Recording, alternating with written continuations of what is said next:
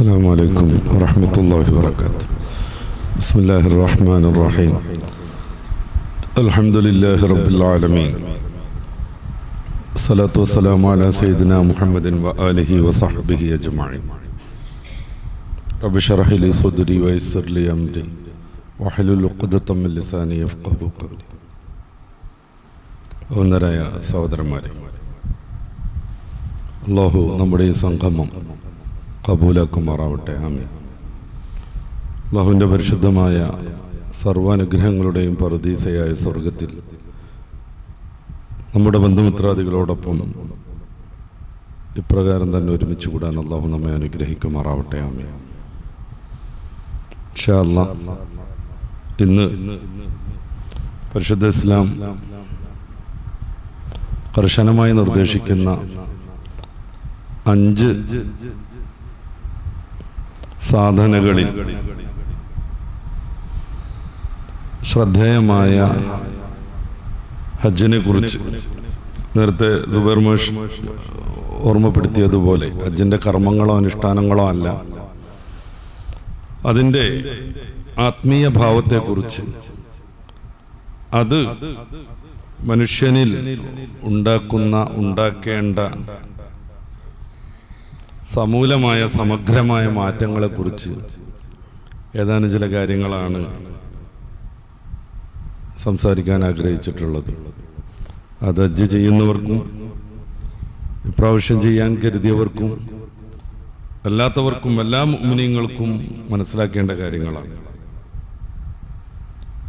നമ്മളൊക്കെ പഠിച്ചറിഞ്ഞതുപോലെ മറ്റെല്ലാ ആരാധനകളുടെയും സാരാംശം ഒന്നു ചേർന്ന വളരെ പ്രധാനപ്പെട്ട ഒരു ആരാധനയാണ് ഹജ്ജ്.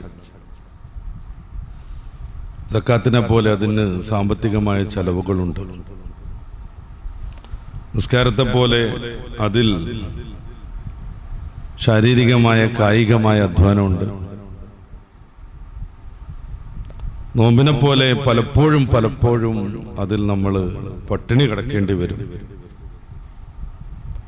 ദീർഘമായ യാത്രകളുണ്ട്. മനുഷ്യ ശരീരം സമ്പൂർണമായി ക്ഷീണിക്കുന്ന അവസ്ഥകളുണ്ട്. നമ്മുടെ എല്ലാ അലങ്കാരങ്ങളെയും ഉപേക്ഷിച്ച് നമ്മൾ ഇതുവരെ അഹന്തയായി കൊണ്ടു നടന്ന എല്ലാ ഭൗതികമായ സുഖ സൗകര്യങ്ങളെയും ത്യജിച്ച് ഒരാത്മീയ പഥികനായി പടച്ച റബ്ബിൻ്റെ വിളി കേൾക്കുന്ന വളരെ മനോഹരമായ, ഏറെ അധ്വാനം ചെയ്യേണ്ട ഒരു വിശുദ്ധ കർമ്മമാണ് ഹജ്ജ്. അതുകൊണ്ടാണ് ഹബീബായ നബി സല്ലല്ലാഹു അലൈഹി വസല്ലമ തങ്ങൾ ഒരു ഉംറ മറ്റൊരു ഉംറക്കിടയിലുള്ള പാപങ്ങൾ പൊറുപ്പിക്കുമെന്നും അൽ ഹജ്ജുൽ മബ്റൂറു ലൈസ ലഹു അൽ ജസാ ഇല്ലൽ ജന്ന, സ്വീകാര്യയോഗ്യമായ ഹജ്ജിന് സ്വർഗമല്ലാതെ പ്രതിഫലമില്ലെന്നും നമ്മളെ പഠിപ്പിച്ചത്. അവിധത്തിൽ ഹജ്ജ് ചെയ്യാൻ നമുക്കൊക്കെ അള്ളാഹു തൗഫീഖ് നൽകുമാറാവട്ടെ. ആമീൻ. പരിശുദ്ധ ഖുർആനിലെ 22-ാമത്തെ അധ്യായം സൂറത്തുൽ ഹജ്ജ്. ഹജ്ജിൻ്റെ പല കാര്യങ്ങളും അതിൽ ചർച്ച ചെയ്യുന്നുണ്ട്. അതിൽ മാത്രമല്ല ഹജ്ജ് പറയുന്നത്. അതിൽ പറയുന്നത് മുഴുവൻ ഹജ്ജ് അല്ല താനും. അങ്ങനെയാണല്ലോ ഖുർആന്റെ ഒരു ശൈലി. കയോസാണത്, ക്രമമില്ലായ്മയിലെ ക്രമം. പുതിയ സാഹിത്യത്തിൻ്റെ ഏറ്റവും സ്വീകാര്യമായൊരു രീതിയാണത്. ഒരേ വിഷയം തന്നെ പറയാതെ പല വിഷയങ്ങൾ ഒന്നിച്ചു ചേർത്ത് എല്ലാ വായനക്കാരനെയും ഒരുപോലെ തൃപ്തിയാക്കുന്ന ഒരു കാര്യം മാത്രം അങ്ങനെ പറയുന്ന സമയത്തുണ്ടാകുന്ന മനുഷ്യ സഹജമായ ചില ഈ പ്രയാസങ്ങൾ ഒഴിവായി പല പല കാര്യങ്ങൾ എന്നാൽ മനോഹരമായി ബന്ധപ്പെടുത്തിക്കൊണ്ട് സംവിധാനിക്കുന്ന ഒരു രീതിയാണ് പരിശുദ്ധ ഖുർആൻ. അപ്പൊ സൂറത്തുൽ ഹജ്ജിൽ പറയുന്നത് മുഴുവൻ ഹജ്ജല്ല. ഹജ്ജിനെ കുറിച്ച് സൂറത്തുൽ ഹജ്ജിൽ മാത്രമല്ല പറയുന്നത്. സൂറത്തുൽ ബഖറയിൽ കാണാം, ആൽ ഇംറാനിൽ കാണാം, പലയിടങ്ങളിൽ കാണാം. സൂറത്തുൽ ഹജ്ജ് തുടങ്ങുന്നത് തന്നെ അന്ത്യദിനത്തെ കുറിച്ചാണ് പരാമർശിക്കുന്നത്. സൂറത്തുൽ ഹജ്ജിൽ 1-ാമത്തെ ആയത്ത് ഖിയാമത്ത് നാളിനെ കുറിച്ചാണ് പറയുന്നത്. യൗമ തറൗനഹാ തദ്ഖുലു കുല്ലു മുർളിയത്തിൻ അമ്മാ അർളഅത് വതളഉ കുല്ലു ദാതി ഹംലിൻ ഹംലഹാ വതറന്നാസ സുക്കാറാ. ഖിയാമത്ത് നാളിന്റെ ഒരു പ്രായോഗികമായ വിശദീകരണം. അന്ന് എന്തൊക്കെയാണ് സംഭവിക്കുക എന്നുള്ളത്, അന്ന് ജനങ്ങൾ മദ്യപന്മാരെ പോലെ ബാലൻസ് തെറ്റി നടക്കുന്നതും ഒരു മാതാവും കുഞ്ഞും ഏറ്റവും കൂടുതൽ ആർദ്രമായ ബന്ധം പുലർത്തുന്ന മുലകുടി പ്രായത്തിൽ തന്നെ ആ കുഞ്ഞിനെ ഉപേക്ഷിക്കുന്നതും, ഗർഭിണികൾ സമയവും സന്ദർഭവും നോക്കാതെ അണ്ടാവസ്ഥയിലും ഭ്രൂണാവസ്ഥയിലും പ്രായം തികഞ്ഞ് 9 മാസവും 10 ദിവസമായവരും അതിൻ്റെ ഇടയിലുള്ളവരും ഒക്കെ തുരുതുര പ്രസവിക്കുന്ന ഭീകരതയും ദൈന്യതയും, ഇതൊക്കെ വിശദീകരിച്ചുകൊണ്ടാണ് സൂറത്തുൽ ഹജ്ജ് തുടങ്ങുന്നത് തന്നെ. അവിടെ ഹജ്ജിന്റെ പരാമർശമേ ഇല്ല. കഅബ നിർമ്മാണത്തെക്കുറിച്ച് പറയുന്നു. അതിനുശേഷം ഹജ്ജിന് വേണ്ടി ജനങ്ങളെ വിളിക്കാൻ മഹാനായ ഇബ്രാഹിം നബി അലൈഹിസ്സലാത്തു വസ്സലാമിനോട് കൽപ്പിക്കുന്നിടത്താണ് ഹജ്ജ് കൃത്യമായി കടന്നു വരുന്നത്. അതിന്റെ 27-ാമത്തെ അധ്യായം ആയത്ത്, 27-ാമത്തെ ആയത്തിലാണ് ഇബ്രാഹിം നബിയോട് ഹജ്ജിന് വേണ്ടി വിളിക്കാൻ പറയുന്നത്. ഓമാന്യർ ചോദിക്കുന്നുണ്ട്, ഞാൻ വിളിച്ചാൽ എങ്ങനെയാണ് ലോകത്തുള്ള ജനങ്ങളെല്ലാം കേൾക്കുക? അള്ളാഹു പറഞ്ഞത്, താങ്കൾ വിളിച്ചാൽ മതി, കേൾപ്പിക്കൽ ഞാൻ ഏറ്റുന്നു. ഇബ്നു കസീർ അദ്ദേഹത്തിന്റെ തഫ്സീറിൽ ഈ ആയത്ത് വിശദീകരിച്ചുകൊണ്ട് അത് വിസ്തരിച്ചു പറയുന്നുണ്ട്. ഞാൻ അങ്ങോട്ട് കടക്കല്ല. ഈ അധ്യായത്തിൽ 78 സൂക്തങ്ങളാണുള്ളത്. അതിന്റെ ഏറ്റവും അവസാനത്തെ സൂക്തം വജാഹിദു ഫില്ലാഹി ഹഖ്ഖ ജിഹാദി, അള്ളാഹുവിന്റെ മാർഗത്തിൽ നിർവഹിക്കേണ്ട വിധം കഠിനാധ്വാനം ചെയ്യുവീൻ. ജിഹാദ് വളരെയേറെ തെറ്റിദ്ധരിപ്പിക്കപ്പെട്ട ഒരു പദമാണ്. ഞാൻ അതേക്കുറിച്ച് ഇന്ന് സംസാരിക്കാൻ ആഗ്രഹിക്കുന്നില്ല. ഒന്നറിയാം, ആരെങ്കിലും പിടിച്ചിട്ട് വാളോ തോക്കൊക്കെ ഉപയോഗപ്പെടുത്തി കൊന്നുകളയുന്നതല്ല ഇസ്ലാമിലെ ജിഹാദ്. അത് ഇസ്ലാമിന്റെ അനിവാര്യമായ ഘട്ടത്തിലെ ഒരു ചെറിയ ശാഖ മാത്രമാണ്. ജിഹാദിന്റെ ഏറ്റവും അനിവാര്യമായ സന്ദർഭത്തിലെ ഒരു ചെറിയ ശാഖ മാത്രമാണത്. അതാണ് ജിഹാദ് എന്ന രീതിയിൽ പർവ്വതീകരിക്കുന്ന ഒരു ശൈലി ഏകദേശം ഒരു 10-20 കൊല്ലമായിട്ട് ലോകത്ത് തന്നെ വ്യാപകമായി നിലനിൽക്കുന്നുണ്ട്. നമ്മൾ പറഞ്ഞിട്ടുണ്ട് അതേക്കുറിച്ച് ചിലപ്പോഴൊക്കെ. ഇസ്ലാമിന്റെ അതിവ്യാപനത്വം പലരെയും അലോസരപ്പെടുത്തുമ്പോൾ എങ്ങനെയെങ്കിലും ഈ മതത്തെക്കുറിച്ച് പഠിക്കാനുള്ള താല്പര്യം ആളുകളിൽ നിന്നില്ലാതെയാക്കാൻ ഇസ്ലാം സമം ടെററിസം എന്നൊരു ക്ലീശേ രൂപീകരിക്കാൻ വേണ്ടിയാണ് ഇസ്ലാമിലെ ജിഹാദിനൊക്കെ വളരെയേറെ പർവ്വതീകരിച്ച് മലിനമായ രീതിയിൽ, അങ്ങനെ തന്നെ അശ്ലീലമായ രീതിയിൽ ലോകത്താകെ പ്രചരിപ്പിച്ചുകൊണ്ടിരിക്കുന്നത്. അതിൻ്റെ മനോഹരമായൊരു മറുവശം കൂടെ ഉണ്ട്. ഇതൊക്കെ ആയാലും പരിശുദ്ധ ഇസ്ലാമിലേക്ക് ആളുകൾ ഇങ്ങനെ കുത്തൊഴുക്കാണ്. ഫലസ്തീനിൽ നിരവധിയായ മുഅ്മിനീങ്ങളെ കൊല്ലുമ്പോൾ അത്രയോ അതിലേറെയൊക്കെ ആളുകൾ യൂറോപ്പിൽ നിന്നും ആഫ്രിക്കയിൽ നിന്നും ഈ ഫലസ്തീൻ പ്രശ്നം മാത്രം പഠിച്ച് ഇസ്ലാമിലേക്ക് കടന്നു വന്നുകൊണ്ടിരിക്കുന്നു. വലിയ വലിയ പ്രമുഖരടക്കം. ജിഹാദ് എന്ന് പറയുന്നത് അത്രമേൽ തെറ്റിദ്ധരിപ്പിക്കപ്പെട്ട ഒരു കാലത്താണ് ഹജ്ജിനെ കുറിച്ചും ഇസ്ലാമിന്റെ മറ്റ് ആരാധനകളെ കുറിച്ചും പടച്ച റബ്ബ് ജിഹാദ് എന്ന് പറയുന്നത്. അപ്പൊ ജിഹാദ് എന്ന് പറഞ്ഞാൽ എന്താ? കഠിനമായ പരിശ്രമം, അധ്വാനം. അങ്ങനെ തന്നെ ജിഹാദ് സത്യവേദത്തിന്റെ ആത്മഭാവം എന്നും പറഞ്ഞ് വാണിദാസ് അലയാവൂർ എന്ന് പറയുന്ന ഒരു ഹൈന്ദവ സഹോദരന്റെ ഒരു പുസ്തകമുണ്ട്. ഹൈന്ദവ സഹോദരൻ എന്ന് ഞാൻ പ്രത്യേകം പറയാൻ കാര്യം, അദ്ദേഹം ഇസ്ലാമിന്റെ ആളൊന്നുമല്ല. ഞാൻ പരിചയമുണ്ട്, ഇപ്പോൾ വയസ്സായിട്ടുണ്ട്, തലശ്ശേരിക്കാരൻ.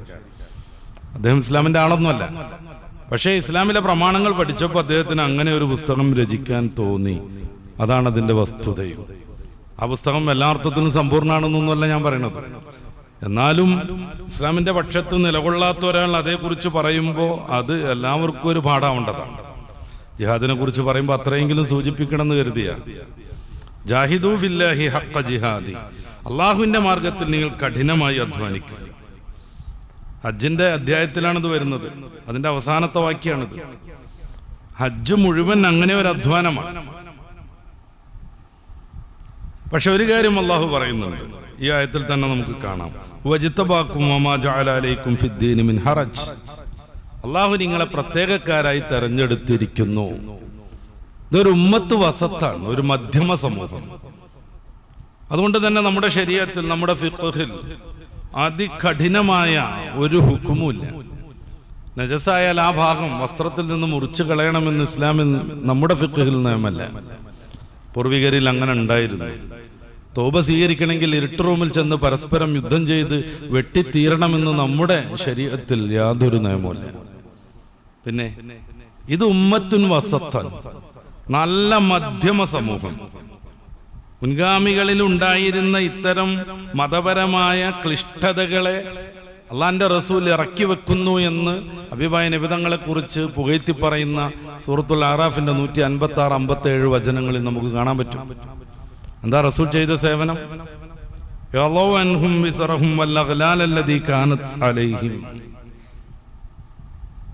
അവരിൽ നിന്ന് അവരെ ബന്ധിപ്പിച്ചിരുന്ന തീവ്ര വിധികളുടെ ആ ഒരു പ്രശ്നം, ആ ഒരു ക്ലിഷ്ടത, ബുദ്ധിമുട്ട് റസൂൽ സല്ലല്ലാഹു അലൈഹി വസല്ലം തങ്ങൾ ഇറക്കി വെക്കുന്നു. അതുകൊണ്ടാണ് കുൻതും ഖൈറ ഉമ്മത്തിൻ, നിങ്ങളാണ് ഉത്തമ സമൂഹമെന്ന് ഞാനും നിങ്ങളും അടങ്ങുന്ന മുഹമ്മദീയ ഉമ്മത്തിനെ കുറിച്ച് പടച്ച റബ്ബ് സൂറത്തുൽ അറാഫിന്റെ 104 വചനത്തിൽ പറയണത്, സൂറത്തു ആൽ ഇംറാനിന്റെ. നമ്മൾ ഉത്തമ സമൂഹമാണ്. ഹുവജിത്തബാക്കും, അല്ലാഹു നിങ്ങളെ തെരഞ്ഞെടുത്തിരിക്കുന്നു. തെരഞ്ഞെടുക്കുക എന്ന് പറഞ്ഞാൽ ചില്ലറ സംഗതിയൊന്നുമല്ല. മറ്റുള്ള പൂർവികരാകുന്ന പ്രവാചകന്മാർ അവരുടെ ദീനീ ദഅവത്ത് നടത്തിയത് സത്യസന്ധമായിരുന്നു എന്നതിന് സാക്ഷിയായി നമ്മളെയാണ് പടച്ച റബ്ബ് കൊണ്ടുപോവാ. നമ്മുടെ മഹത്വം ഒന്ന് ആലോചിച്ചു.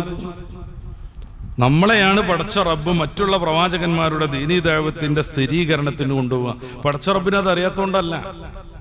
നീതിയുടെ കോടതിയിൽ, ന്യായത്തിന്റെ കോടതിയിൽ, സത്യസന്ധതയുടെ മഹ്ശറാവൻ സഭയിൽ എന്തുകൊണ്ട് ചില ആളുകൾ ശിക്ഷയ്ക്ക് അർഹരാകുന്നു എന്ന് അവരെ തന്നെ ബോധ്യപ്പെടുത്തേണ്ടതുണ്ട്. അതിനാണ് രേഖ എടുക്കുന്നതും, അതിനാണ് തൂക്കൽ നടത്തുന്നതും, അതിനാണ് സാക്ഷികളെ വെക്കുന്നതും ഒക്കെ. ഈസാ നബി അലൈഹി സ്വലാത്തു വസ്സലാമിന്റെ ദഅവത്തിന്റെ സ്ഥിരീകരണമൊക്കെ ഖുർആൻ തന്നെ പറയുന്നുണ്ട്. സൂറത്തുൽ മാഇദയുടെ 116, 17 വചനങ്ങൾ. അല്ലാഹു ചോദിക്കും, അങ്ങായിരുന്നു അങ്ങയെയും മാതാവാവുന്ന മറിയത്തെയും ദൈവങ്ങളാക്കാൻ ഈ സമൂഹത്തോട് കൽപ്പിച്ചത്? ദൈവങ്ങളായി ആരാധിക്കാൻ താങ്കളായിരുന്നോ ഈ സമൂഹത്തോട് കൽപ്പിച്ചത്? ഈസാ നബി അലൈഹി സ്വലാത്തു വസ്സലാം വളരെ വിനയത്തോടുകൂടെ പറയുന്നുണ്ട്, പടച്ച റബ്ബേ, ഞാൻ അങ്ങനെ ചെയ്തിട്ടേ ഇല്ല. എങ്ങനെയാണ് അർഹമല്ലാത്തൊരു കാര്യം ഞാൻ അവരോട് പറയാം? മാ ഖുൽതു ലഹും ഇല്ലാ മാ അമർതനി ബിഹി അൻ അബ്ദുല്ലാഹ റബ്ബി വ റബ്ബക്കും. ഏകസത്യ ദൈവത്തെ മാത്രമേ ആരാധിക്കാവൂ. അതാണ് ദൈവരാജ്യം അവകാശമാക്കാനുള്ള ഏകമാർഗമെന്നാണ് ഞാൻ അവരോട് പറഞ്ഞത്. ആ ഒരു സന്ദർഭത്തിലാണ് ആരുണ്ട് അതിന് സാക്ഷികൾ എന്ന് അല്ലാഹു ചോദിക്കുന്നത്. മഹാനായ റൂഹുല്ലാഹി ഈസാ അലൈഹിസ്സലാം, ഞാൻ നിങ്ങളും അടങ്ങുന്ന മുഹമ്മദീയ സമൂഹത്തിലേക്ക് കൈച്ചൂണ്ടും. നിന്റെ ഉമ്മത്തുൻ വസത്ത്, നിന്റെ ഖൈർ ഉമ്മത്ത് എന്റെ ദഅവത്തിന് സാക്ഷ്യം വഹിക്കും. അങ്ങനെ നമ്മളെ കൊണ്ടുപോകും, നമ്മളത് അംഗീകരിക്കും. നമുക്കത് എങ്ങനെ ബോധ്യമായി എന്ന് റബ്ബ് ചോദിക്കും. നിങ്ങൾ ഈസാ മസീഹിന്റെ പ്രവർത്തന കാലത്ത് ലോകത്തില്ലായിരുന്നല്ലോ എന്ന് റബ്ബ് നമ്മളോട് അന്വേഷിക്കും. ആ സമയത്ത് നമ്മൾ പറയും, അസ്ദഖുൽ സാദിഖീൻ, സത്യസന്ധരിൽ ഏറ്റവും ശ്രേഷ്ഠർ മുഹമ്മദുർ റസൂലുള്ളാഹി ഞങ്ങൾക്കത് പറഞ്ഞു തന്നിട്ടുണ്ട്. നമ്മളാണ് പൂർവികരായ സമൂഹത്തിന് സാക്ഷ്യം വഹിക്കുക. എന്നിട്ട് നമ്മുടെ മേൽ സാക്ഷ്യം വഹിക്കാൻ മഹാനായ റസൂൽ സല്ലല്ലാഹു അലൈഹി വസല്ലം തങ്ങളെ കൊണ്ടുവരും. അതൊരു വല്ലാത്ത സന്ദർഭമായിരിക്കും. നമ്മുടെയൊക്കെ വികാരം കൊണ്ട് വീർപ്പുമുട്ടുന്ന ഒരു പ്രത്യേക സംഭവം. ഈ ഉമ്മത്തിങ്ങനെ വരുമ്പോ തന്നെ പ്രഭ പൊഴിച്ചുകൊണ്ടാ വരിക. ബാക്കിയുള്ള ഉമ്മത്തിങ്ങളൊക്കെ ഇങ്ങനെ നോക്കിക്കൊണ്ടിരിക്കും, ഏതാണ് ആ സമൂഹം. ഒരു പതാക കീഴിൽ നന്നായിട്ട് പ്രശോഭിതനായ ഒരു വ്യക്തിത്വത്തിന്റെ കീഴിൽ എല്ലാവരും അണിവച്ച് കടന്നു വരുന്നല്ലോ എന്ന് ബാക്കിയുള്ളവർ കൗതുകത്തോടെ നോക്കി നിൽക്കും. നബി സല്ലല്ലാഹു അലൈഹി വസല്ലം മനോഹരമായി ഖുർആൻ പാരായണം ചെയ്യുന്ന ഇബ്നു മസ്ഊദ് തങ്ങളോട് ഇത്തിരി വാക്കും എനിക്ക് ഓതി കേൾപ്പിക്കാൻ പറയുന്ന ഒരു ഹദീസുണ്ട്. അലൈക്കും യാ റസൂലല്ലാഹ്. ഇബ്നു മസ്ഊദ് തങ്ങൾ മാറി നിൽക്കാൻ ശ്രമിച്ചു. അങ്ങേക്കല്ലേ ഖുർആൻ അവതീർണമായത്, അങ്ങേക്കാൾ എങ്ങനെ ഞാൻ ഓതും, അങ്ങേക്ക് ഞാൻ എങ്ങനെ ഓതിത്തരും? റസൂൽ നിർബന്ധം പിടിച്ചു, എനിക്കത് കേൾക്കാൻ ഇഷ്ടമാണ്. സൂറത്തുൻ നിസാ തുടങ്ങുന്നു ഇബ്നു മസ്ഊദ് തങ്ങൾ. ഓതി ഓതി ഓതി അതിന്റെ 41ാമത് വചനത്തിലേക്ക് എത്തുന്നു. വകൈഫ ഇദാ ജിനാ മിൻ കുല്ലി ഉമ്മത്തിൻ ബിശഹീദ് വജിനാ ബിക അലാ ഹഉലാഇ ഷഹീദാ. അല്ലാഹുവിന്റെ റസൂലേ, അങ്ങയുടെ ഉമ്മത്തിനെ മറ്റുമ്മത്തിങ്ങൾക്ക് സാക്ഷിയായിട്ട് കൊണ്ടുവരികയും അവർക്കുമേൽ വലിയ സാക്ഷിത്വവുമായി അങ്ങ് വരികയും ചെയ്യുന്ന പ്രത്യേക സന്ദർഭം എങ്ങനെ ഇരിക്കുമെന്ന് റബ്ബ് ആ ചോദിക്കുന്ന ഭാഗത്തിയപ്പോ ബഹിൻ ഇബ്നു മസ്ഊദ് എന്നും പറഞ്ഞ് അല്ലാഹുവിന്റെ റസൂൽ സന്തോഷക്കണ്ണീരൊഴിക്കുന്നത് ഹദീസിൽ കാണാം. മതി മോനെ എന്നും പറഞ്ഞിട്ട്. അള്ളാഹു നമ്മളെ തെരഞ്ഞെടുത്തിരിക്കുന്നു പല രീതിയിൽ. ഉമ്മത്ത് മുഹമ്മദിന്റെ പ്രത്യേകതയിലൂടെ നമ്മൾ സഞ്ചരിച്ചാൽ നമുക്ക് നമ്മുടെ ഈ ക്ലാസ്സോ തുടർച്ചയായുള്ള കുറെ ക്ലാസ്സുകളോ മറ്റൊരു വിഷയം ചർച്ച ചെയ്യാൻ പറ്റുമെന്ന് എനിക്ക് തോന്നണില്ല. പലജാതി ആവശ്യങ്ങൾ, പലജാതി പ്രത്യേകതകൾ, ഇതെല്ലാം നൽകി അള്ളാഹു നിങ്ങളെ തെരഞ്ഞെടുത്തിരിക്കുന്നു. മാ ജഅല അലൈക്കും ഫിദ്ദീനി മിൻ ഹറജ്, നിങ്ങൾക്ക് ഈ ദീനിൽ ഒരു പ്രയാസവും അല്ലാഹു ഉണ്ടാക്കി തീർത്തിട്ടില്ല. ഹജ്ജിന്റെ ഗൗരവകരമായ കുറെ അമലുകൾ, തപം ചെയ്യേണ്ട അമലുകൾ, ശരീരം ശുഷ്കിക്കേണ്ട അമലുകൾ, പട്ടിണി കിടക്കേണ്ട അമലുകൾ, ഓടേണ്ട അമലുകൾ, ഇതെല്ലാം വിശദീകരിച്ചിട്ട് പറയാൻ ദീനിൽ നിങ്ങൾക്ക് യാതൊരു പ്രയാസമില്ല. എന്തുകൊണ്ട്? അത്രമേൽ പുണ്യവും അത്രമേൽ വിജയവും ദുന്യാവിലും ആഖിറത്തിലും പടച്ച റബ്ബ് അത്രമേൽ പ്രതിഫലവും നൽകുന്ന ഒരു മഹത്തായ കർമ്മമാണിത്. ഇതേക്കുറിച്ച് ആലോചിക്കുമ്പോൾ നമ്മൾ ഈ പറയുന്ന പ്രയാസങ്ങളൊന്നും ഒരപ്രയാസമായിട്ട് നമുക്ക് തോന്നാതിരിക്കും. കാരണം അത്രമേൽ പുണ്യം. ഇൻഷാ അല്ലാഹ് ഹദീസുകളിലേക്ക് നമുക്ക് കടന്നു വരണം. മില്ലത അബീക്കും ഇബ്രാഹിം, നിങ്ങളുടെ പൂർവ്വപിതാവാകുന്ന ഇബ്രാഹിം അലൈഹിസ്സലാത്തു വസ്സലാമിന്റെ ഉമ്മത്ത്. നമ്മുടെ വലിയൊരു അഭിമാനമാണത്. ഇബ്രാഹിം നബി അലൈഹിസ്സലാത്തു വസ്സലാമിന്റെ നേർക്കുനേർ പിന്തുടർച്ച. ഈ ഒരു പ്രവാചകനെ മാറ്റി നിർത്തുന്ന ഒരു സെമിറ്റിക് മതങ്ങളുമില്ല. ജൂതമതത്തിൽ ഇബ്രാഹിം അലൈഹിസ്സലാം വളരെ ആവശ്യമുള്ള ആളാണ്. ക്രിസ്തു മതത്തിൽ ഇബ്രാഹിം പിതാവിനെ അവർ വല്ലാതെ ആദരിക്കുന്നു. അതുകൊണ്ട് പരിശുദ്ധ ഖുർആൻ പറയുന്നുണ്ട്, ഇബ്രാഹിം അലൈഹിസ്സലാം യഹൂദിയാണെന്നും നസറാനിയാണെന്നും നിങ്ങൾ പറയുന്നു. അതെങ്ങനെ പറയാൻ? അദ്ദേഹം വളരെ വിശുദ്ധനായ മുസ്ലിം ആകുന്നു. കുറെ പോയിന്റ് എടുത്ത് പറയുന്നുണ്ട്. തൗറാത്തും ഇഞ്ചീലും അവതീർണമായത് ഇബ്രാഹിം നബി അലൈഹി സ്വലാത്തു വസ്സലാമിന്റെ ശേഷമല്ലേ? പിന്നെ എങ്ങനെയാണ് അദ്ദേഹം നിങ്ങളുടെ ആളുകളാന്ന് പറയാൻ? റസൂലുള്ളാഹി സ്വല്ലല്ലാഹു അലൈഹി വസല്ലം തങ്ങൾ പറഞ്ഞു, അന ബിനുദ് ദബീഹൈൻ, അറുക്കപ്പെട്ട 2 പിതാക്കന്മാരുടെ മകനാണ് ഞാൻ. എന്ന് വെച്ചാൽ അറിവ് വിധിക്കപ്പെട്ട ഒന്ന് ഇസ്മായിൽ നബി അലൈഹി സ്വലാത്തു വസ്സലാം, അള്ളാഹു അവസാന ഘട്ടത്തിൽ അറിവിൽ നിന്ന് രക്ഷപ്പെടുത്തുന്നു. രണ്ടാമത്തേത് അബ്ദുല്ലാഹ് എന്ന് പറയുന്ന മുത്തറസൂലിന്റെ പ്രിയപ്പെട്ട പിതാവ്, അറിവിന് നേർച്ചയാക്കപ്പെട്ട ആളായിരുന്നു. പക്ഷെ അവസാന ഘട്ടത്തിൽ അതിൽ നിന്ന് പിന്മാറുന്നു, ഒഴിവാകുന്നു, രക്ഷപ്പെടുന്നു. ഇങ്ങനെ അറുക്കപ്പെട്ട 2 പേർ. റസൂലുള്ളാഹി സ്വല്ലല്ലാഹു അലൈഹി വസല്ലം ഇബ്രാഹിം നബി അലൈഹി സ്വലാത്തു വസ്സലാമിന്റെ പൂർവ്വ പിതാവിനെ ഓർത്ത് അഭിമാനിക്കുമായിരുന്നു. നമ്മൾ ഹജ്ജിനെ കുറിച്ചാണ് പറയുന്നത്. ഇബ്രാഹിം നബിയുടെയും കുടുംബത്തിന്റെയും ഒരു നിത്യസ്മാരകമായ ആരാധന കൂടെയാണ് ഹജ്ജ്. അവിടുത്തെയും അവിടുത്തെ ഭാര്യയെയും മകനെയും അവിടുത്തെ ജീവിതത്തെയും ത്യാഗത്തെയും ആ കുടുംബം ദീനിനു വേണ്ടി സഹിച്ച വലിയ പ്രയാസങ്ങളെയും ഓർക്കാതെ ഹജ്ജിന് പൂർത്തീകരണം കിട്ടൂല. അതുകൊണ്ട് നിങ്ങൾ മില്ലത്ത് ഇബ്രാഹിമാണ്. ഹുവ സമ്മാക്കുമുൽ മുസ്ലിമീന മിൻ ഖബൽ വഫീ ഹാദാ, ഇപ്പോഴും പണ്ടുമൊക്കെ അള്ളാഹുവാണ് നിങ്ങൾക്ക് മുസ്ലിമീങ്ങൾ എന്ന് പേരിടുന്നത്. മുസ്ലിം എന്നുള്ളത് നമ്മുടെ ഐഡന്റിറ്റി ആയിട്ടോ അല്ലെങ്കിൽ വല്ല ഫോം പൂരിപ്പിക്കുമ്പോൾ ചേർക്കേണ്ടതല്ല. മുസ്ലിം എന്ന് പറഞ്ഞാൽ സമ്പൂർണമായി വഴിപ്പെട്ടവനാണ്. പടച്ച റബ്ബിന്റെ തീരുമാനങ്ങൾക്ക് മൊത്തം വഴിപ്പെടുക. ഹജ്ജിന്റെ കാര്യമാണെങ്കിലും നിസ്കാരത്തിന്റെ കാര്യമാണെങ്കിലും നോമ്പാണെങ്കിലും നമ്മുടെ സംസ്കാരമാണെങ്കിലും സ്വഭാവമാണെങ്കിലും വെറുതെ നമ്മൾ കുറെ ആരാധനകൾ എന്ന് പറഞ്ഞ് മാറി നിൽക്കാൻ പറ്റൂല. ഖുർആനിൽ തന്നെ അള്ളാഹു പറയണത് വർക്കഉ വസ്ജുദു എന്നൊക്കെ പറഞ്ഞിട്ട് വഫ്അലുൽ ഖൈറാത്ത്, റുക്കൂ ചെയ്യണം, സുജൂദ് ചെയ്യണം, മറ്റാരാധനകൾ നിർവഹിക്കണം, പിന്നെ നന്മകളും ചെയ്യണം എന്നാണ്. ആ നന്മ കൊണ്ട് ഉദ്ദേശം എന്തായാലും സുജൂദ്, റുക്കൂ, നിസ്കാരം, നോമ്പല്ല. കാരണം അത് മുന്നേ എണ്ണി പറഞ്ഞിട്ടുണ്ട്. പിന്നെ ഈ നന്മ എന്താണ്? ഒരേ ആയത്തിൽ അല്ലാഹു തആല റുക്കൂ ചെയ്യാൻ പറയുന്നു, സുജൂദ് ചെയ്യാൻ പറയുന്നു, മറ്റ് ആരാധനകൾ അർപ്പിക്കാൻ പറയുന്നു, നോമ്പും സക്കാത്തും ഹജ്ജും ഒക്കെ അതോടുകൂടെ പറഞ്ഞു തീരുന്നു. പിന്നെ വഫ്അലുൽ ഖൈറാത്ത്, നന്മ പ്രവർത്തിക്കണമെന്ന് പറയുന്നു. ഏതാ ഈ നന്മ? ഏതാണ് ഈ നന്മ? ഈ നന്മയാണ് സാമൂഹിക സേവനം. ഈ നന്മയാണ് പാവങ്ങളെ സഹായിക്കൽ. ഈ നന്മയാണ് ജനങ്ങൾക്ക് വേണ്ടി റോഡ് വെട്ടൽ. ഈ ഒരു നന്മയാണ് പാവപ്പെട്ട ആളുകൾക്ക് കുടിവെള്ളം സംവിധാനം ചെയ്തു കൊടുക്കൽ. ഈ നന്മയാണ് ഒരു പാവപ്പെട്ട തൊഴിലാളിക്ക് അവന് കാശ് കിട്ടണല്ലേ എന്ന് കരുതി മാറി നിൽക്കാതെ കഷ്ടപ്പെട്ട് ലോഡ് പൊക്കാൻ ശ്രമിക്കുന്ന അവന്റെ തലയിലേക്ക് ആ ചുമടൊന്ന് പൊക്കിക്കൊടുക്കൽ. നിസ്കാരാദി നമ്മൾ പഠിച്ച നിബന്ധനകളൊക്കെ സ്വീകരിച്ച് അതനുസരിച്ച് ചെയ്യുന്ന ആരാധനകൾക്ക് അപ്പുറം ചെയ്യേണ്ട കുറേ നന്മകൾ. സഹോദരനെ നോക്കിയിട്ടൊന്ന് പുഞ്ചിരിക്കൽ, ഒന്ന് ആശ്വസിപ്പിക്കൽ. രോഗിയായൊരു സഹോദരനെ നമുക്ക് സാമ്പത്തികമായിട്ടോ ഔഷധം കൊടുത്തോ സഹായിക്കാൻ പറ്റൂലെങ്കിൽ ഒരു നല്ല വർത്താനം പറഞ്ഞെങ്കിലും അവനോടൊന്ന് ബന്ധം സ്ഥാപിക്കൽ. ഇതൊക്കെയാണ് ആ നന്മ. ഇതെല്ലാം തീരുമ്പോഴാണ് മുസ്ലിം.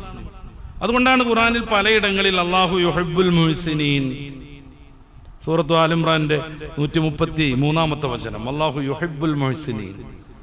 അള്ളാഹു നല്ല ആളുകളെ ഇഷ്ടപ്പെടുന്നു, അള്ളാഹു നന്മ ചെയ്യുന്നവരെ ഇഷ്ടപ്പെടുന്നു. ഇത് ഹജ്ജിലൊക്കെ ഏറ്റവും കൂടുതലായിട്ട് നമ്മൾ അനുഷ്ഠിക്കേണ്ടതാണ്. അതുകൊണ്ടാണ് ഹജ്ജിനെ കുറിച്ച് നമ്മൾ ത്യാഗം ചെയ്ത് നേടിയെടുക്കേണ്ട ഒരു ഇസ്ലാമിക സംസ്കൃതിയുടെ പരിശീലനമാണതെന്ന് നമുക്ക് പറയാൻ പറ്റുന്നത്. വെറും കുറച്ച് നിസ്കാരം നോമ്പുകളല്ല. പിന്നെ ഒരു മുസ്ലിം എങ്ങനെയാവണമെന്ന് കൃത്യമായി പഠിപ്പിക്കുന്നു ഹജ്ജ്. പഠിപ്പിക്കുക മാത്രമല്ല, അത് പരിശീലിപ്പിക്കുക കൂടെ ചെയ്യുന്നു.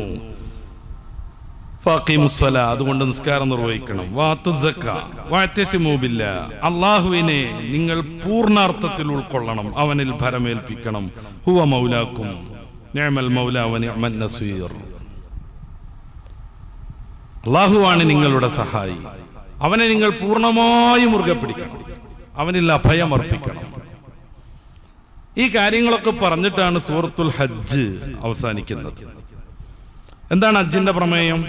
നമുക്ക് ഒറ്റയടിക്ക് മനസ്സിലാക്കാം. ഞാൻ നേരത്തെ പറഞ്ഞതുപോലെ മനുഷ്യൻ അള്ളാഹുവിൻ്റെ സൃഷ്ടിയാണെന്നും അവൻ്റെ ദാസനാണെന്നും അവൻ്റെ വിനീത വിധേയനാണെന്നും അവൻ ആശ്രയിക്കാതെ മനുഷ്യൻ ഒരു മൈക്രോ സെക്കൻഡ് മുന്നോട്ട് പോകാൻ പറ്റില്ലെന്നും ലോകത്തിന് മുന്നിൽ കാണിച്ചു കൊടുക്കുന്ന വിശുദ്ധമായൊരു സംഗമമാണ് ഹജ്ജ്. മനുഷ്യന്റെ എല്ലാ അടിത്തങ്ങളും അവൻ ഒഴിവാക്കുന്നു. 2000-3000 രൂപ കൊടുത്ത് അലൻസൊല്ലി തന്നെ വാങ്ങി ധരിച്ചിരുന്ന മനുഷ്യൻ പിന്നെ ഒരു പുതപ്പിലേക്ക് മാറുന്നു. ഹജ്ജിന്റെ റുക്നുകൾ 5, വാജിബാത്തുകൾ 5, ഇങ്ങനെ നമ്മൾ പഠിക്കാറുണ്ട്. അങ്ങോട്ട് കിടക്കല്ല, ഇൻഷാ അല്ലാഹ് നേരത്തെ പറഞ്ഞ അടുത്ത ക്ലാസ്സിൽ നമ്മൾ അതേക്കുറിച്ച് സംസാരിക്കാം. ഹജ്ജിൽ ആദ്യമായി മനുഷ്യൻ ചെയ്യേണ്ടത് ഇഹ്റാമാണ്. ഇഹ്റാം എന്ന് പറഞ്ഞാൽ കുറെ കാര്യങ്ങളെ ഹറാമാക്കലാണ്. ഇഹ്റാം ഹറാമാക്കൽ. എന്തിനൊക്കെ ഹറാമാക്കണം? ഇതുവരെ അവൻ ഒരു വലിയ അലങ്കാരമായി കൊണ്ടു നടന്നതിനെ മൊത്തം ഹറാമാക്കണം. കൂട്ടിത്തുന്നി നല്ല അടിപൊളി കമ്പനിയുടെ ഷർട്ട് തന്നെ വാങ്ങാൻ വേണ്ടി വരുന്നെന്ന് ഉപയോഗിച്ചിരുന്ന ഡ്രസ്സുകൾ മൊത്തം ഊരി വെക്കണം. അവൻ ഏറ്റവും വില കൂടിയ പെർഫ്യൂം ഉപയോഗിച്ചിരുന്നു, ഇനി തൊടാൻ പറ്റൂല. അവനവന്റെ ശരീരത്തിലും അവന്റെ തലയിലും മുടിയിലൊക്കെ തേക്കാൻ, മിനുക്കാൻ, അതിനെ വടിവൊപ്പിച്ച് നിർത്താൻ വളരെയേറെ വില കൂടിയ വിവിധങ്ങളായ എണ്ണകളും ക്രീമുകളും ഉപയോഗിച്ചിരുന്നു. ഇനി തൊടാൻ പറ്റൂല, ഇനി തൊടാൻ പറ്റൂല. ഭക്ഷണം കഴിക്കുന്നത് പോലും ശ്രദ്ധിക്കണം. മീശങ്ങനെ നീണ്ടു നിൽക്കുന്ന ഒരാൾ എണ്ണ കൂടിയ കറി ഉപയോഗിക്കുമ്പോ അവന്റെ മീശയിലേക്ക് ആ എണ്ണയുടെ അംശം വരുന്നുവെങ്കിൽ അവനതിന്റെ പണിഷ്മെന്റ് കൊടുക്കേണ്ടതുണ്ട്. എന്തേ കാര്യം? മനുഷ്യനെ പടച്ച റബ്ബ് പറഞ്ഞെടുത്ത് നിർത്തി പരിശീലിപ്പിക്കുക. അത് ഒരു ദിവസം 2 ദിവസം ഒന്നുമല്ല. വളരെ ചുരുക്കി നമ്മൾ സംസാരിച്ചാൽ പോലും 6 ദിവസം, വളരെ ചുരുങ്ങി നമ്മൾ സംസാരിച്ചാൽ, പ്രായോഗികമായി ഇപ്പൊ 6 ദിവസം ഒന്നുമല്ല, 10-12 ദിവസം അങ്ങനെ തന്നെ ജീവിക്കേണ്ടി വരും. വളരെ ചുരുങ്ങി നമ്മൾ സംസാരിച്ചാൽ 6 ദിവസം തൻ്റെതായ എല്ലാ മോഹങ്ങളെയും ഒഴിവാക്കി പടച്ച റബ്ബ് പറഞ്ഞതുപോലെ ഒരു ജന്മവിശുദ്ധിയിലേക്ക് മനുഷ്യൻ മാറുകയാണ് ഹജ്ജിൽ. സ്വന്തം ഭാര്യ കൂടെ ഉണ്ടാവും, പക്ഷെ സെക്സ് പറ്റൂല എന്നല്ല, ലൈംഗിക ചുവയോടുകൂടെ അവളെ നോക്കാൻ പോലും പറ്റൂല. സ്വന്തം ഭാര്യ മാത്രമല്ല, ഒരു പെണ്ണിന്റെ ഏറ്റവും ആകർഷണീയമായ ഭാഗം അവളുടെ മുഖമാണ്. ഈ മുഖം തുറന്നിട്ട ഏകദേശം 10-20 ലക്ഷം പെണ്ണുങ്ങൾ ഉണ്ടാവും, 1-2 ഒന്നുമല്ല. അത് ലോകത്തിന്റെ വിവിധ ഭാഗങ്ങളിലുള്ള വലിയ വലിയ, വൈക്കം മുഹമ്മദ് ബഷീറിന്റെ ഭാഷയിൽ പറഞ്ഞാൽ സുന്ദരന്മാരും സുന്ദരിമാരും ഉണ്ടാവും. 1-2 അല്ല, ചുറ്റുഭാഗം ഉണ്ടാവും. ദൂരെയല്ല, തവാഫ് ചെയ്യുമ്പോൾ അടുത്തടുത്തടുത്തുണ്ടാവും, മുന്നിലും ബാക്കിലും ഉണ്ടാവും. നല്ല ആകാര സൗഷ്ഠവമുള്ള പെണ്ണ് മുന്നിലുണ്ടാവും, ഇപ്പുറത്തും സൈഡിലും ഉണ്ടാവും. മനുഷ്യന് ലൈംഗികമായ ബന്ധങ്ങൾ പാടില്ലെന്നല്ല, അതുമായി ബന്ധപ്പെട്ട ആമുഖ ലീലകൾ പാടില്ലെന്നല്ല, അത് സംബന്ധമായൊരു ചിന്ത പോലും പാടില്ലാതെ മനുഷ്യനെ സമ്പൂർണമായ ദാസ്യത്തിലേക്ക്, അള്ളാഹുവിൻ്റെ അടിമ എന്ന ബോധത്തിലേക്ക് ആ റബ്ബ് പറഞ്ഞത് വിരുദ്ധമായി ഒന്നും ചെയ്തുകൂടെന്ന വളരെ ശക്തമായൊരു പ്രതിജ്ഞയിലേക്ക് ഹജ്ജ് കൊണ്ടുപോകുന്നു. മഹ്ശറിന്റെ ഓർമ്മപ്പെടുത്തൽ പലയിടങ്ങളിൽ വരുന്നുണ്ട്. മഹ്ശറിന്റെ ഓർമ്മപ്പെടുത്തൽ. ഐഷാബി ചോദിക്കുന്നുണ്ടല്ലോ മുത്തറസൂൽ തങ്ങളോട്, എല്ലാവരും നഗ്നരായി വരുമ്പോ അവരുടെ ഔറത്ത് കാണുമ്പോ നാണം തോന്നൂലേ എന്ന്. ഹബീബായ നബി തങ്ങൾ പറഞ്ഞു, കുട്ടി, അത് കാണാനോ കാഴ്ച കൊണ്ട് ഉദ്ദേശിക്കുന്ന എന്തെങ്കിലും വികാരങ്ങൾ ഉയർന്നു പൊന്താനോ പറ്റുന്നൊരു രംഗമേ അല്ല. ആരും അത് ശ്രദ്ധിക്കുക പോലുമില്ല. എന്തുകൊണ്ട്? ഇനി എന്ത് എന്ന് പറയാൻ വയ്യ. വലിയ വലിയ പ്രവാചകന്മാർ പോലും നഫ്സി നഫ്സി എന്നും പറഞ്ഞ് മഹ്ശറിന്റെ വിഭ്രാന്തിയിൽ അടുത്ത സ്റ്റെപ്പിനെ കുറിച്ച് ആലോചിച്ച് വേപതു കൊണ്ട് നിൽക്കുമ്പോൾ എങ്ങനെയാണ് അന്യന്റെ ഔറത്ത് കാണാൻ? ഒരു മനുഷ്യനും അത് ശ്രദ്ധിക്കൂലെന്ന് പറയുന്നു. തൊട്ടടുത്ത് മനോഹരമായ മുഖമുള്ള പെണ്ണ് നിൽക്കുമ്പോ ഹജ്ജിന് പോയ ഒരു മനുഷ്യന് അത് ശ്രദ്ധിക്കാനേ പറ്റുന്നില്ല. കാരണം പടച്ച റബ്ബിന്റെ കഅബാലയത്തിന് മുന്നിൽ ഇതുവരെയും തിരിഞ്ഞു നിന്ന് ആരാധിച്ച ആ വിശുദ്ധ സൗധത്തിന് മുന്നിൽ മലാക്കമാർ തുരുതുരാ നിൽക്കുന്ന ഒരു പ്രത്യേക സന്ദർഭത്തിൽ എങ്ങനെയാണ് അത്തരം ചിന്തകളിലേക്ക് കടന്നു വരിക? മനുഷ്യനെ പൂർണ്ണമായി ദൈവത്തിന്റെ ദാസ്യത്തിലേക്ക് കൊണ്ടുപോവുക എന്നതാണ് ഹജ്ജിന്റെ ഒരു പ്രധാന സംഗതി. അങ്ങനെയൊക്കെ ആവുമ്പോഴാണ് ഹജ്ജ് മബ്റൂറാകുന്നത്. നമ്മൾ ആലോചിച്ച് നോക്കുക. നമ്മൾ ആദ്യമായി ഡ്രസ്സ് അഴിച്ച് നമ്മുടെ എല്ലാ അലങ്കാരങ്ങളും ഒഴിവാക്കി ഒരൊറ്റ മുണ്ടെടുക്കുന്നു. പുതക്കാൻ വേണ്ടി വേറൊരു മുണ്ടെടുക്കുന്നു. പുരുഷനെ സംബന്ധിച്ചിടത്തോളം ഇതല്ലാതെ മറ്റൊന്നില്ല. പെണ്ണുങ്ങൾക്ക് പൂർണ്ണമായ ഡ്രസ്സ് ധരിക്കാം, മുഖവും മുൻകൈയും അല്ലാത്തതൊക്കെ. എന്തുകൊണ്ട്? പെണ്ണങ്ങനെ ആവണം എന്നുള്ളതാണ്. പെണ്ണങ്ങനെ ആവണം എന്നുള്ളതാണ്. പുരുഷൻ അങ്ങനെയല്ല. പുരുഷൻ ഇவ்விധത്തിലാണ് നടക്കേണ്ടത്. പിന്നെ അവിടെ യാതൊരു ഭേദവുമല്ല. നമ്മളെപ്പോഴും പറയണതാണ്. യൂറോപ്യനും ആഫ്രിക്കക്കാരനും സൗദി അറേബ്യക്കാരനും സൗദിയിലെ മഹാരാജാവും രാജകുമാരനും ഒക്കെ ഒരേ വേഷത്തിൽ, ഒരേ മന്ത്രം ചൊല്ലിയിട്ട്, ഒരേ ശ്രദ്ധയോടെ, ഒരേ ലക്ഷ്യത്തിലേക്ക്. അവിടെ ഒരു വിവേചനമില്ല. സൗദിയിലെ രാജാവ് ഹജ്ജിന് വരുന്നു, അതുകൊണ്ട് മുസ്ദലിഫയിൽ മൂപ്പരാൾക്ക് ഒരു AC ടെന്റ് സംവിധാനിക്കണം. സാധ്യല്ല. മൂപ്പരും കിടക്കും പച്ചമണ്ണിൽ തലയിണയില്ലാതെ. മൂപ്പരും കിടക്കും പച്ചമണ്ണിൽ തലയിണയില്ലാതെ. എന്തിനോർമ്മിപ്പിച്ചുകൊണ്ട് ഇങ്ങനെ ഒരു കടത്തം വരാനുണ്ട്. പിന്നെ ഉയർത്തെഴുന്നേൽക്കാൻ ഖിയാമത്ത് നാൾ സംഭവിക്കേണ്ട കടത്തം. ഇങ്ങനെ ഒരു കടത്തം വരാനുണ്ട്. ഇങ്ങനെ ഒരു കടത്തം ഓരോരുത്തർക്കും സംഭവിക്കാനുണ്ട്. അത് പച്ച മണ്ണിലാണ്. അവിടെ തലയിണയില്ല, AC ഇല്ല, ബെഡില്ല, ഒരു സംവിധാനവും ഇല്ല. അങ്ങനെ തന്നെ പച്ച മണ്ണിൽ കിടക്കുന്നെങ്കിലേ ഹജ്ജ് പൂർണ്ണമാവുള്ളൂ. അത് ഏറ്റവും വലിയ സമ്പന്നനാണെങ്കിലും ദരിദ്രനാണെങ്കിലും, ഏറ്റവും വലിയ പണ്ഡിതനാണെങ്കിലും, ഏറ്റവും നല്ല പാമരനാണെങ്കിലും, ഏറ്റവും നല്ല ഭരണാധികാരിയാണെങ്കിലും ഭരണീയനാണെങ്കിലും മുസ്ദലിഫയിൽ കിട്ടിയ ചാൻസിൽ ഒറ്റ കടത്താണ്. ഖബറിനെ ഓർമ്മിപ്പിച്ചുകൊണ്ട് മുസ്ദലിഫിൽ നിന്ന് ഇങ്ങനെ എഴുന്നേൽക്കുമ്പോ, കല്ല് പെറുക്കാൻ വേണ്ടി എഴുന്നേൽക്കുമ്പോ ഉയർത്തെഴുന്നേൽപ്പിനെയാണ് മനുഷ്യൻ ഓർക്കേണ്ടത്. ഇങ്ങനെ ഒരു വരവുണ്ട് എനിക്ക്. ആരാണ് ഈ ഉറക്കിൽ നിന്ന് വിളിച്ചുണർത്തിയതെന്ന് ചോദിച്ചുകൊണ്ടുള്ള ഒരു ഉണർച്ച. മനുഷ്യന്മാരെല്ലാവരും ജറാദുകളെപ്പോലെ ഒരേ ലക്ഷ്യത്തിലേക്ക് ഒന്നിച്ചുയർത്തെഴുന്നേൽക്കുമെന്ന് ഖുർആൻ പറയുന്ന ആ ഒരു ഉണരൽ. ഇവിടെ മനുഷ്യന്റെ എല്ലാ ആഢ്യത്വവും ഇല്ലാതെയാകുന്നു. അങ്ങനെ വരുമ്പോ പരിശുദ്ധമായ ഹജ്ജിന് കുറേ കുറേ കുറേ ലാഭങ്ങൾ അല്ലാഹു നൽകുന്നു. അതുകൊണ്ടാണ് ഖുർആനിൽ യശ്ഹദു മനാഫിഅ ലഹും, അവർ അവർക്ക് ലഭ്യമാകുന്ന ഉപകാരങ്ങൾ നേരിട്ട് കാണാൻ വേണ്ടി എന്ന് പറയുന്നത്. നമ്മൾ ഹജ്ജ് കൊണ്ട് മനസ്സിലാക്കേണ്ട ഏറ്റവും പ്രധാനപ്പെട്ട ഉപകാരം നമ്മൾ ആരുമല്ലെന്ന ബോധത്തിലേക്ക് ഉയർന്നു എന്നുള്ളതാണ്.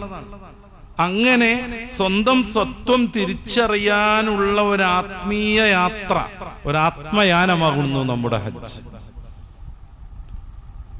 സ്വകാര്യമായിട്ട് നമുക്ക് നിസ്കരിക്കാൻ പറ്റും, സക്കാത്ത് കൊടുക്കാൻ പറ്റും, നോമ്പെടുക്കാൻ പറ്റും, ആ കർമ്മങ്ങളൊക്കെ നമുക്ക് സ്വകാര്യമായിട്ട് നടത്താം. തഹജ്ജുദ് എത്ര റക്അത്ത് നിസ്കരിക്കാം, പൊട്ടിക്കരയാം, ആരും അറിയാതെ, സ്രഷ്ടാവ് മാത്രം അറിഞ്ഞുകൊണ്ട്. ഹജ്ജ് അങ്ങനെ ചെയ്യാൻ പറ്റൂല. ഹജ്ജ് എല്ലാവരും കാണും. അവിടെ പിന്നെ ഒരു റിയാഇന് അതിനൊന്നും ഒരു പ്രസക്തിയില്ല. നമ്മളിലേറെ അവശനായ ഒരാളും ഹജ്ജ് ചെയ്യാൻ വന്നിക്കണ്, എന്നിട്ട് ഞാൻ ഹജ്ജ് ചെയ്യാൻ വന്നിട്ടുണ്ട് എന്നും പറഞ്ഞിട്ടൊരു അഹങ്കാരത്തിന് യാതൊരു അർത്ഥമില്ല. ഇപ്പോൾ തന്നെ നമ്മൾ കാണും, ഈ ഹജ്ജ് ക്ലാസ്സിനൊക്കെ പോയിട്ടുണ്ടെങ്കിൽ ഓഡിറ്റോറിയത്തിന്റെ ചെറിയ സ്റ്റെപ്പ് കയറാൻ വയ്യാണ്ട് 2 കൈയും പിടിച്ച് കയറ്റുന്ന ഉമ്മാമ്മമാരെ, അവരും വരികയാണ് ഹജ്ജിന്. പിന്നെ ഞാനിത് ഹജ്ജ് ചെയ്യാൻ വന്നിരിക്കുന്നു എന്ന് പറയണതിൽ ഒരു അഹങ്കാരത്തിനും കാര്യമില്ല, ഒന്നിനും കാര്യമില്ല. അവിടെ വെച്ച് മനുഷ്യൻ അവന്റെ സത്വബോധം വീണ്ടെടുക്കുന്നു. അവനെ സൃഷ്ടിച്ച സമയത്തൊരു വിശുദ്ധിയുണ്ട്. ഫത്രത്ത് എന്നാണ് ഖുർആന്റെ ഭാഷ. ഫത്വറ എന്ന് പറഞ്ഞാൽ മുൻ ധാരണ, മുൻ മോഡലൊന്നും ഇല്ലാതെ ഏറ്റവും പുതിയതായി നിർമ്മിച്ചു എന്നാണ്. ആ ഒരവസ്ഥയാണ് ഫത്രത്ത്. യാതൊരു കളങ്കമില്ലാത്ത. നമ്മളിപ്പോൾ നോട്ട് പുസ്തകം വാങ്ങിയാൽ ആ ഒരവസ്ഥ. പിന്നീട് ഒരു LKG-കാരനോ ഒരു LP-കാരനൊക്കെ അത് കൊടുത്തിട്ടുണ്ടെങ്കിൽ 4 ദിവസം കൊണ്ട് അതിൻ്റെ അവസ്ഥ മാറും. നോട്ട് പുസ്തകത്തിൻ്റെ അവൻ്റെ എല്ലാ കലാവൈഭവങ്ങളും അതിൽ പ്രത്യക്ഷപ്പെട്ടു തുടങ്ങും. അപ്പം അതിൻ്റെ ഫത്രത്ത് പോയി. മനുഷ്യനെ സൃഷ്ടിച്ചപ്പോൾ അങ്ങനെ ഒരു അവസ്ഥയുണ്ടായിരുന്നു. ആ സ്വത്വബോധത്തിലേക്ക് ഹജ്ജ് വഴി ആത്മയാനം നടക്കുന്നു. ശരീരം യാത്ര പോകുന്നു, മനസ്സ് യാത്ര പോകുന്നു, ആത്മാവ് യാത്ര പോകുന്നു. ഞാൻ എത്ര നിസാരൻ, ഞാൻ എത്ര പാവപ്പെട്ടവൻ എന്ന ബോധം ഹജ്ജ് വഴി മനുഷ്യന്റെ ഉള്ളിന്റെ ഉള്ളിൽ രൂഢമൂലമാകുന്നു. ആവണം. അപ്പൊ കുറേ മനാഫിയിലേക്ക് അവൻ ഉയരുകയാണ്. ഉപകാരങ്ങൾ ഏറ്റവും പ്രധാനപ്പെട്ട ഇതൊക്കെ തന്നെ. ഒരിക്കലും നടക്കാത്തയാൾ അവിടെ നടക്കുന്നു, ചിലപ്പോൾ 16 കിലോമീറ്റർ വരെ. ഒരിക്കലും നടക്കാത്തയാൾ അവിടെ വെച്ച് നടക്കുന്നു 16 കിലോമീറ്റർ വരെ. മിനയിൽ നിന്ന്, അറഫയിൽ നിന്ന് മിനയിലേക്ക് എത്താൻ 16ഓളം കിലോമീറ്റർ ഉണ്ട്. അതിൻ്റെ ഇടയിൽ ഒരു മുസ്ദലിഫ എന്ന് പറയുന്ന ഒരു വിശ്രമസ്ഥാനുണ്ട്. അതൊഴിച്ചാൽ പലപ്പോഴും ഇത്ര ദൂരം അവൻ അറിയാതെ ഒഴുകുന്നു. എങ്ങനെ ഇത് സാധിച്ചു എന്നുള്ളത് പിന്നെ ആലോചിച്ചാൽ അവൻ അത്ഭുതം തോന്നും. കുറേ മനാഫിയിലേക്ക് എത്തുന്നു. നടക്കാൻ കഴിയാത്തതുകൊണ്ട് നടക്കാൻ പറ്റുന്നു. ഊരവേദന ഉള്ള ആൾ ഊരവേദനക്കട് റെഡിയാവുന്നു. മുട്ടുവേദന ഉള്ള ആൾ ഹജ്ജ് കഴിഞ്ഞ് വരുമ്പോഴത്തേന് മുട്ടുവേദനക്ക് നല്ല ഒരു രീതിയിലുള്ള പരിഹാരം അവൻ സ്വയം ആർജിച്ചെടുക്കുന്നു. കുറേ മനാഫികൾ. ഇതല്ല ഇസ്ലാം ആഗ്രഹിക്കുന്ന ഏറ്റവും പ്രധാനപ്പെട്ട മൻഫഅത്ത് അല്ലെങ്കിൽ മനാഫിയ. പിന്നെ ഞാൻ ഈ പറഞ്ഞ പോലെ മനുഷ്യൻ അവന്റെ ആത്മീയ വിശുദ്ധിയെ പൂർണ്ണമായ രീതിയിൽ ഉൾക്കൊള്ളലും വീണ്ടെടുക്കലുമാണ്. അത് ഹജ്ജ് കൊണ്ട് സാധ്യമാണ്. ആരും കാണാതെ നിർവഹിക്കേണ്ടതല്ല, എല്ലാവരുടെ ഇടയിലും നിർവഹിക്കേണ്ടതാണ്. അപ്പൊ റിയായിൽ നിന്ന് മാറണം. ചവിട്ട് കിട്ടും. അപ്പൊ ആ സമയത്ത് അവനെ തിരിച്ചു ചവിട്ടാൻ വേണ്ടിയിട്ട് ചാൻസ് നോക്കുന്നതിൽ നിന്ന് മാറണം. ആരെങ്കിലും ഹജ്ജ് ചെയ്തു, ആ ഹജ്ജിൽ ഒരു ഫിസ്കും സംഭവിച്ചില്ല, ആ ഹജ്ജിൽ മറ്റ് ചിന്തകളൊന്നും ഉണ്ടായില്ല എങ്കിൽ അവന് സ്വർഗമെന്ന് മുത്ത് റസൂൽ സല്ലല്ലാഹു അലൈഹി വസല്ലം. തിരക്ക് വരും, വീണുപോകും. വീണുപോകുമ്പോ ഉന്തിയിട്ടയാളെ ശപിക്കാനല്ല നമ്മൾ തീരുമാനിക്കുന്നത്.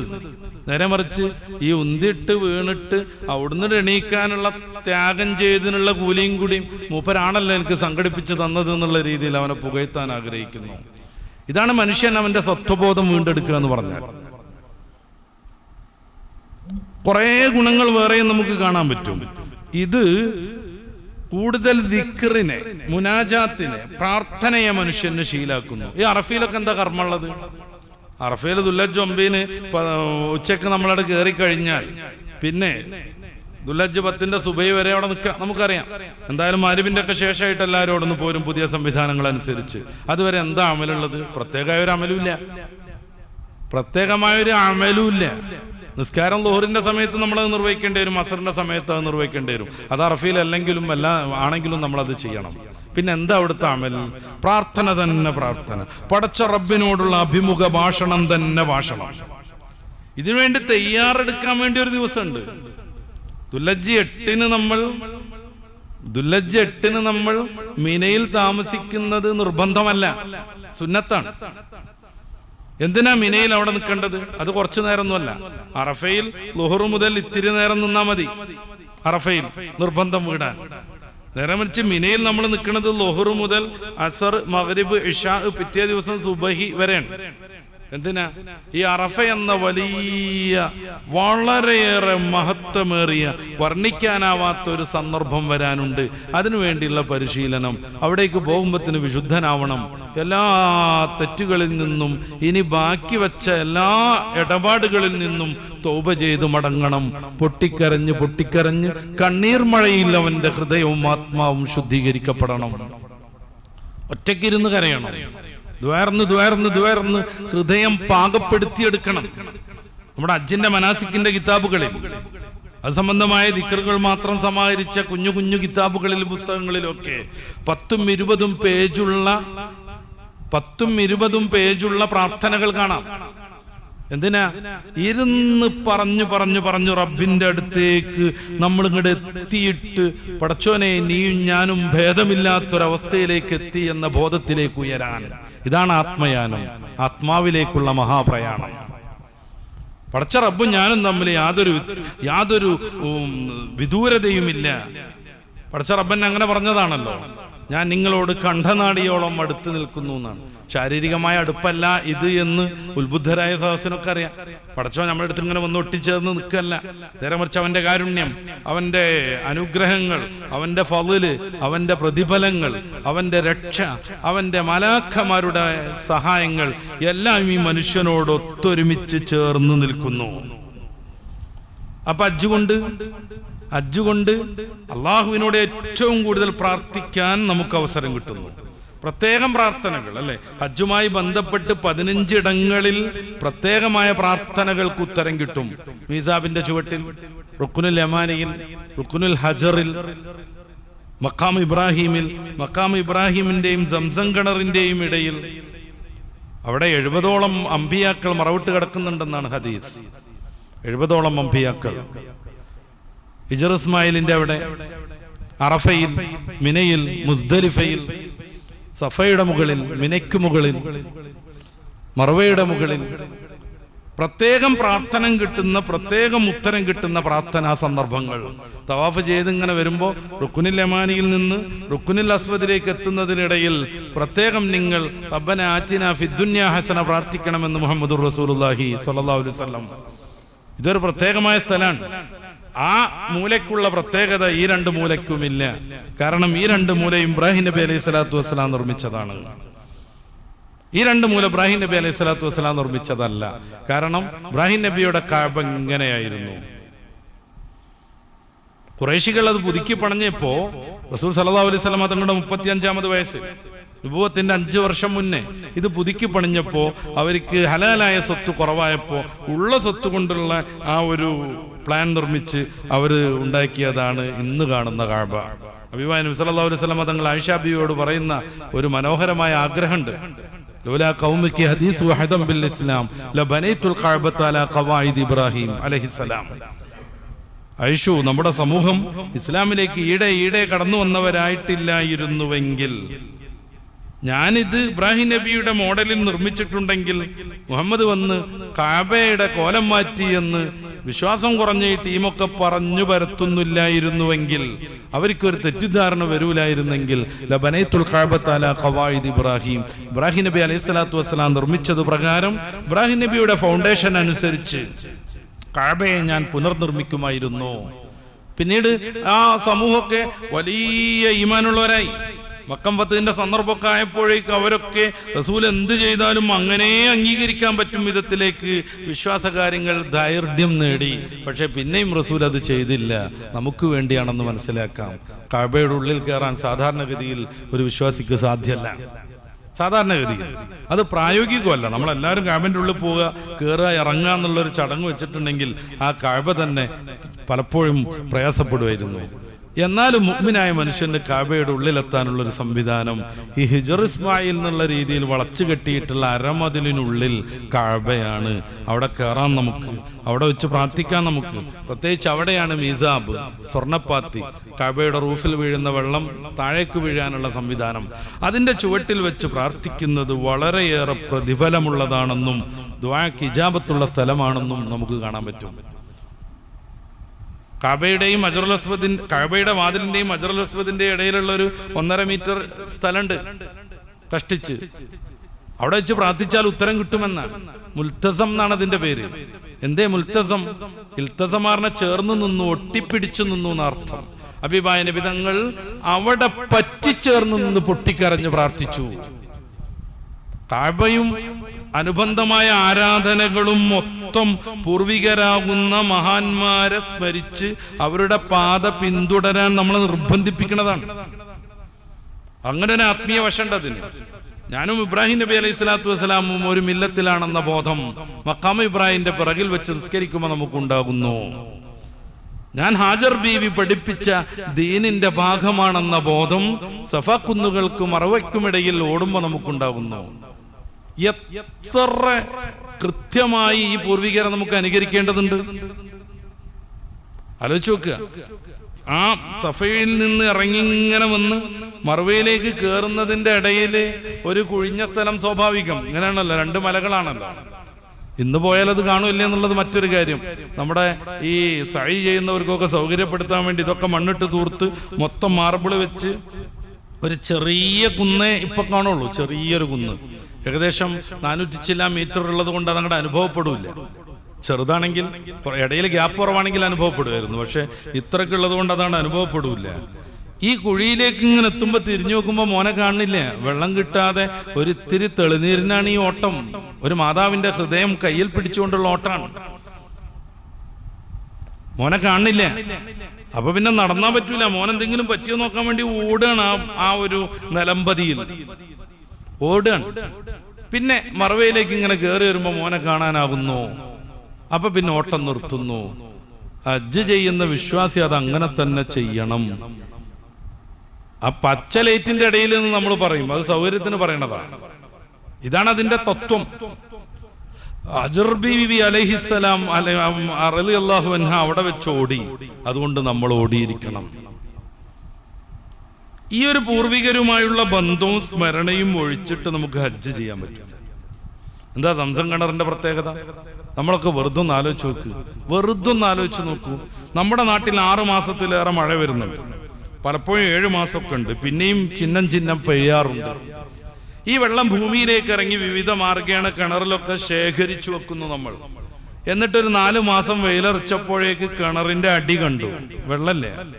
പലയിടത്തും പഞ്ചായത്തിന്റെയും സന്നദ്ധ സംഘടനകളുടെയും സൗജന്യ കുടിവെള്ള വിതരണം. ഒരു 5-6 മാസം മുന്നേ ബാംഗ്ലൂരിൽ വെള്ളപ്പൊക്കം ഉണ്ടായിട്ട് ഹെലികോപ്റ്ററിൽ നിന്ന് ആളെ രക്ഷപ്പെടുത്തേണ്ടി വന്നു. ബാംഗ്ലൂർ നഗരം മൊത്തം വെള്ളത്തിൽ മുങ്ങി.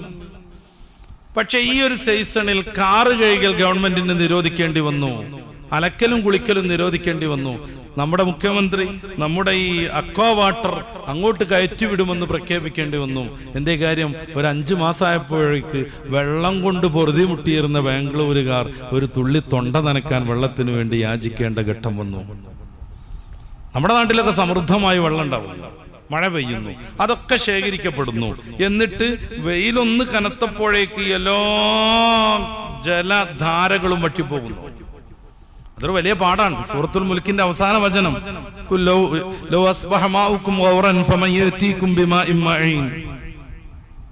അള്ളാഹു നിങ്ങളുടെ വെള്ളത്തെ ആഴ്ത്തിക്കളഞ്ഞാൽ ആര് നിങ്ങൾക്ക് വെള്ളം കൊണ്ടുവന്ന് തരും എന്നൊരു ചോദ്യമുണ്ട്.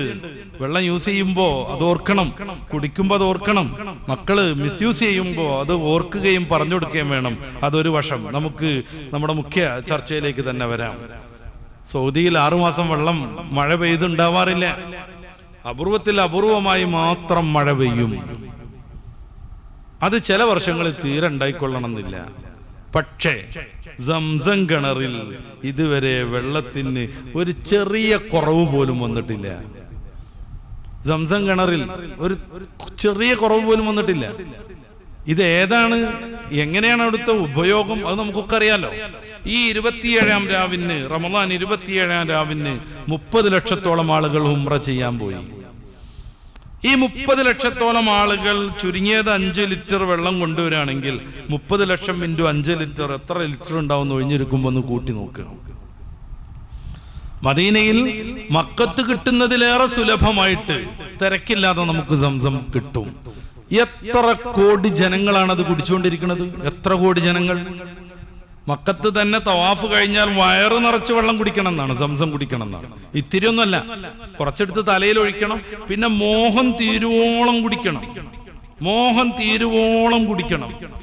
ഈ കുടിക്കുന്ന വിഷയത്തിലും തിന്നുന്ന വിഷയത്തിലും വയറ് നിറക്കാൻ നമുക്ക് സമ്മതം ഉണ്ടെങ്കിൽ അവിടെ മാത്രമായിരിക്കും. മോഹം തീരുവോളം കുടിക്കണം. എത്ര ലക്ഷം ആളുകൾ കുടിച്ചുകൊണ്ടിരിക്കുന്നു ഓരോ സമയത്തും.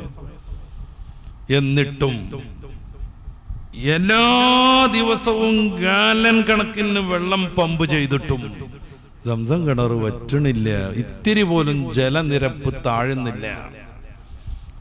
എന്തുകൊണ്ടില്ല? റസൂൽ സല്ലല്ലാഹു അലൈഹി വസല്ലം തങ്ങൾ പറഞ്ഞു, റഹിമല്ലാഹു ഉമ്മ ഇസ്മായിൽ അലൈഹിസ്സലാത്തു വസ്സലാമിന്റെ ഉമ്മ ഹാജർ ബീവിക്ക് അല്ലാഹു അനുഗ്രഹം ചെയ്യട്ടെ.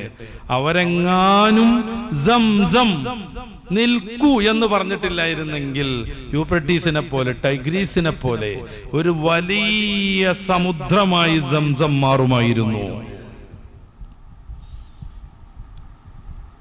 പിഞ്ചോമന വെള്ളത്തിന് വേണ്ടി കഷ്ടപ്പെട്ട് കാലിട്ടടിച്ചപ്പോ അതിന്റെ കാലിൻ ചുവട്ടിൽ നിന്ന് നിർഗളിച്ച ജലധാര ഇത്രയും കാലമായി സജീവമായി നിലകൊള്ളുന്നു.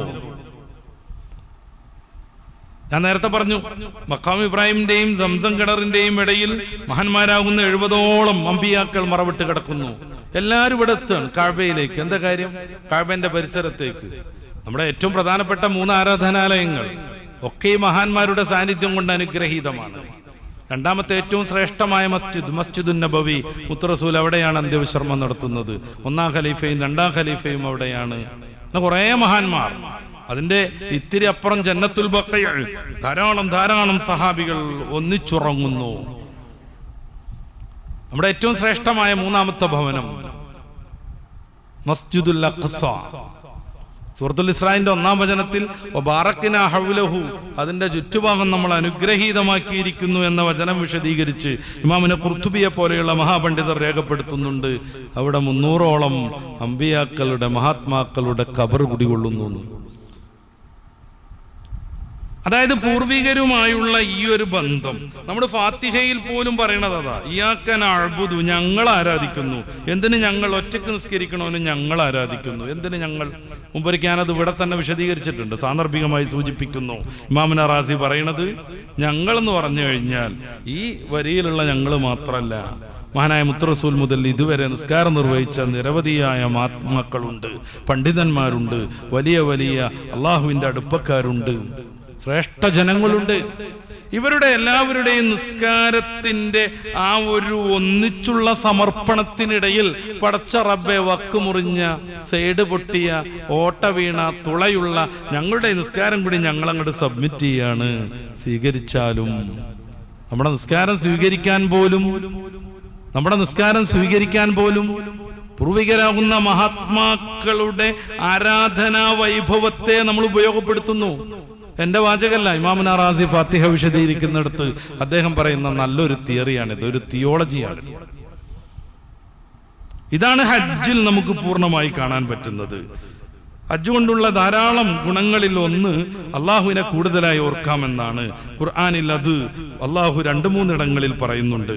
മൂന്നാമതായി ഹജ്ജ് കൊണ്ടുണ്ടാകുന്ന ഒരു വലിയ മംഫഅത്ത്, മനുഷ്യരെല്ലാവരും അവരുടെ ബന്ധങ്ങളെയും അവരുടെ ഇസ്ലാമികമായ ചൈതന്യത്തെയും തിരിച്ചറിയുന്നു എന്നാണ്. നേരത്തെ വിശദീകരിച്ച കുറെ കാര്യങ്ങളിൽ അതിന്റെ ഭാഗം കടന്നു വരുന്നുണ്ട്. പിന്നെ മനുഷ്യൻ പൂർണ്ണമായി കിട്ടിയതുകൊണ്ട് തൃപ്തിപ്പെടുന്ന ഒരവസ്ഥയിലേക്ക് എത്തുന്നു. ഇതാണ് ഏറ്റവും കൂടുതൽ മനുഷ്യനെ തോൽപ്പിക്കുന്ന ഒരു കാര്യം. ഇനിയും വേണം എന്നുള്ള രീതിയിൽ ഭൗതികമായ മുന്നേറ്റം, ഇനിയും വേണം, ഒരു കുറവില്ല. പക്ഷെ എന്നാലും ഇനിയും വേണം. 10-70 വയസ്സായി, എന്നാലും പുതിയൊരു ബിസിനസ് കോഴിക്കോട് ടൗണിൽ ഒരു 50 സെന്റ് സ്ഥലം എടുത്ത് അതിലൊരു 10 നിലയുള്ള കെട്ടിടം നിർമ്മിക്കുന്നതിനെ പറ്റിയാണ് മൂപ്പരുടെ ചിന്ത മൊത്തം. ദുന്യാവ് പാടെ വർജിക്കണം എന്നൊന്നും ഇസ്ലാം പറയണില്ല. പലപ്പോഴും നമ്മൾ തന്നെ അതേക്കുറിച്ച് സംസാരിച്ചതാണ് ഈ വേദിയിൽ തന്നെ. പക്ഷെ പിന്നെയും പൂന്താനം ജ്ഞാനപ്പാനയിലൊക്കെ പറയുന്നത് പോലെ മനുഷ്യന് പ്രായം കൂടുന്നതനുസരിച്ച് കരയേറുന്നു മോഹവും. അവന്റെ മോഹം ഇങ്ങനെ കയറി കയറി കയറി വരികയാണ്. മുത്തറസൂലിന്റെ ഒരു ഹദീസിൽ നിന്നാണ് പൂന്താനത് എടുക്കുന്നത് തോന്നിപ്പോകും. മുത്തറസൂൽ പറഞ്ഞു, യക്ബുറു ബിനു ആദം, മനുഷ്യന്റെ പ്രായം കൂടും, വയക്ബുറു മഅഹു ഇസ്നാൻ, അതോടൊപ്പം രണ്ട് കാര്യങ്ങളും വർദ്ധിച്ചു വർദ്ധിച്ചു വർദ്ധിച്ചു വരും. ഹുബ്ബുദ്ദുന്യ, ദുന്യാവിനോടുള്ള പ്രണയം, ദുന്യാവിനോടുള്ള പ്രണയം, വകറാഹിയത്തുൽ മൗത്ത്, മരണത്തോടുള്ള വിപ്രതിപത്തി, താല്പര്യക്കുറവ്. മരിക്കൂല കാക്കാന്ന് പറഞ്ഞാൽ ദേഷ്യം വരും. മുത്തറസൂൽ ഒരു കാര്യം കൂടി പറയുന്നുണ്ട്, മനുഷ്യന്റെ ഈ മോഹങ്ങളുടെ അതിഭീകരമായ വളർച്ചയ്ക്ക് സ്റ്റോപ്പിടാൻ മണ്ണിന് മാത്രമേ സാധിക്കൂ. എങ്ങനെ മണ്ണുകൊണ്ട് സ്റ്റോപ്പിടുന്നത്? മനുഷ്യൻ പോയി അവന്റെ മുഖം മണ്ണിലേക്ക് ചേർത്തി വെക്കുന്ന ഒരു ദിനം വരും, അതോടെല്ലാം തീരും. ഹത്താ സുർത്തുമുൽ മഖാബിർ, ഖബർ സന്ദർശിക്കുന്ന ദിവസം വരും, അതോടെല്ലാം തീരും. ഖനാഅത്തിലേക്ക് മനുഷ്യനെ ഹജ്ജ് കൊണ്ടുവരുന്നു. ഖനാഅത്ത് പറഞ്ഞാൽ എന്താ? കിട്ടിയത് കൊണ്ട് തൃപ്തിപ്പെടുക. സുഹദ് എന്ന് പറഞ്ഞാൽ എന്താണ്? സുഹദ് എന്ന് പറഞ്ഞാൽ എന്താ? അത്യാഡംബരങ്ങളെ ഒഴിവാക്കുക, മനുഷ്യന് ആവശ്യമായ സംവിധാനങ്ങളിൽ നിന്ന് പൂർണ്ണമായി മാറി നിൽക്കുക, ബ്രഹ്മചര്യം സ്വീകരിക്കുക, അല്ലെങ്കിൽ എല്ലാ നല്ല സന്തോഷങ്ങളും ദുന്യാവിൽ ലഭിക്കുന്നതൊക്കെ വലിച്ചെറിയുക. ഇതൊന്നും ഇസ്ലാം പ്രോത്സാഹിപ്പിക്കണില്ല. ഇതൊന്നും ഇസ്ലാം പ്രോത്സാഹിപ്പിക്കുന്നില്ല. ദുന്യാവിൽ പുണ്യം കിട്ടണമെന്നും ആഖിറത്തിൽ ഗുണം കിട്ടണമെന്നും ഒന്നിച്ച് ഈ രണ്ട് ലോകത്തെയും സമഞ്ജസമായി മേളിക്കുന്ന വിശുദ്ധമായ ദർശനമാണ് ഇസ്ലാം. അതിലൊന്നും ഒരു തർക്കമില്ല. പക്ഷേ ഈ ദുന്യാവ് തന്നെയെന്നും കരുതിയിട്ട് നന്മയ്ക്ക് സമയമില്ലാത്ത വിധം അതിൽ കെട്ടിപ്പൂണ്ട് കിടക്കുന്നൊരവസ്ഥ ഉണ്ട്. ഇതിൽ നിന്ന് മാറലാണ്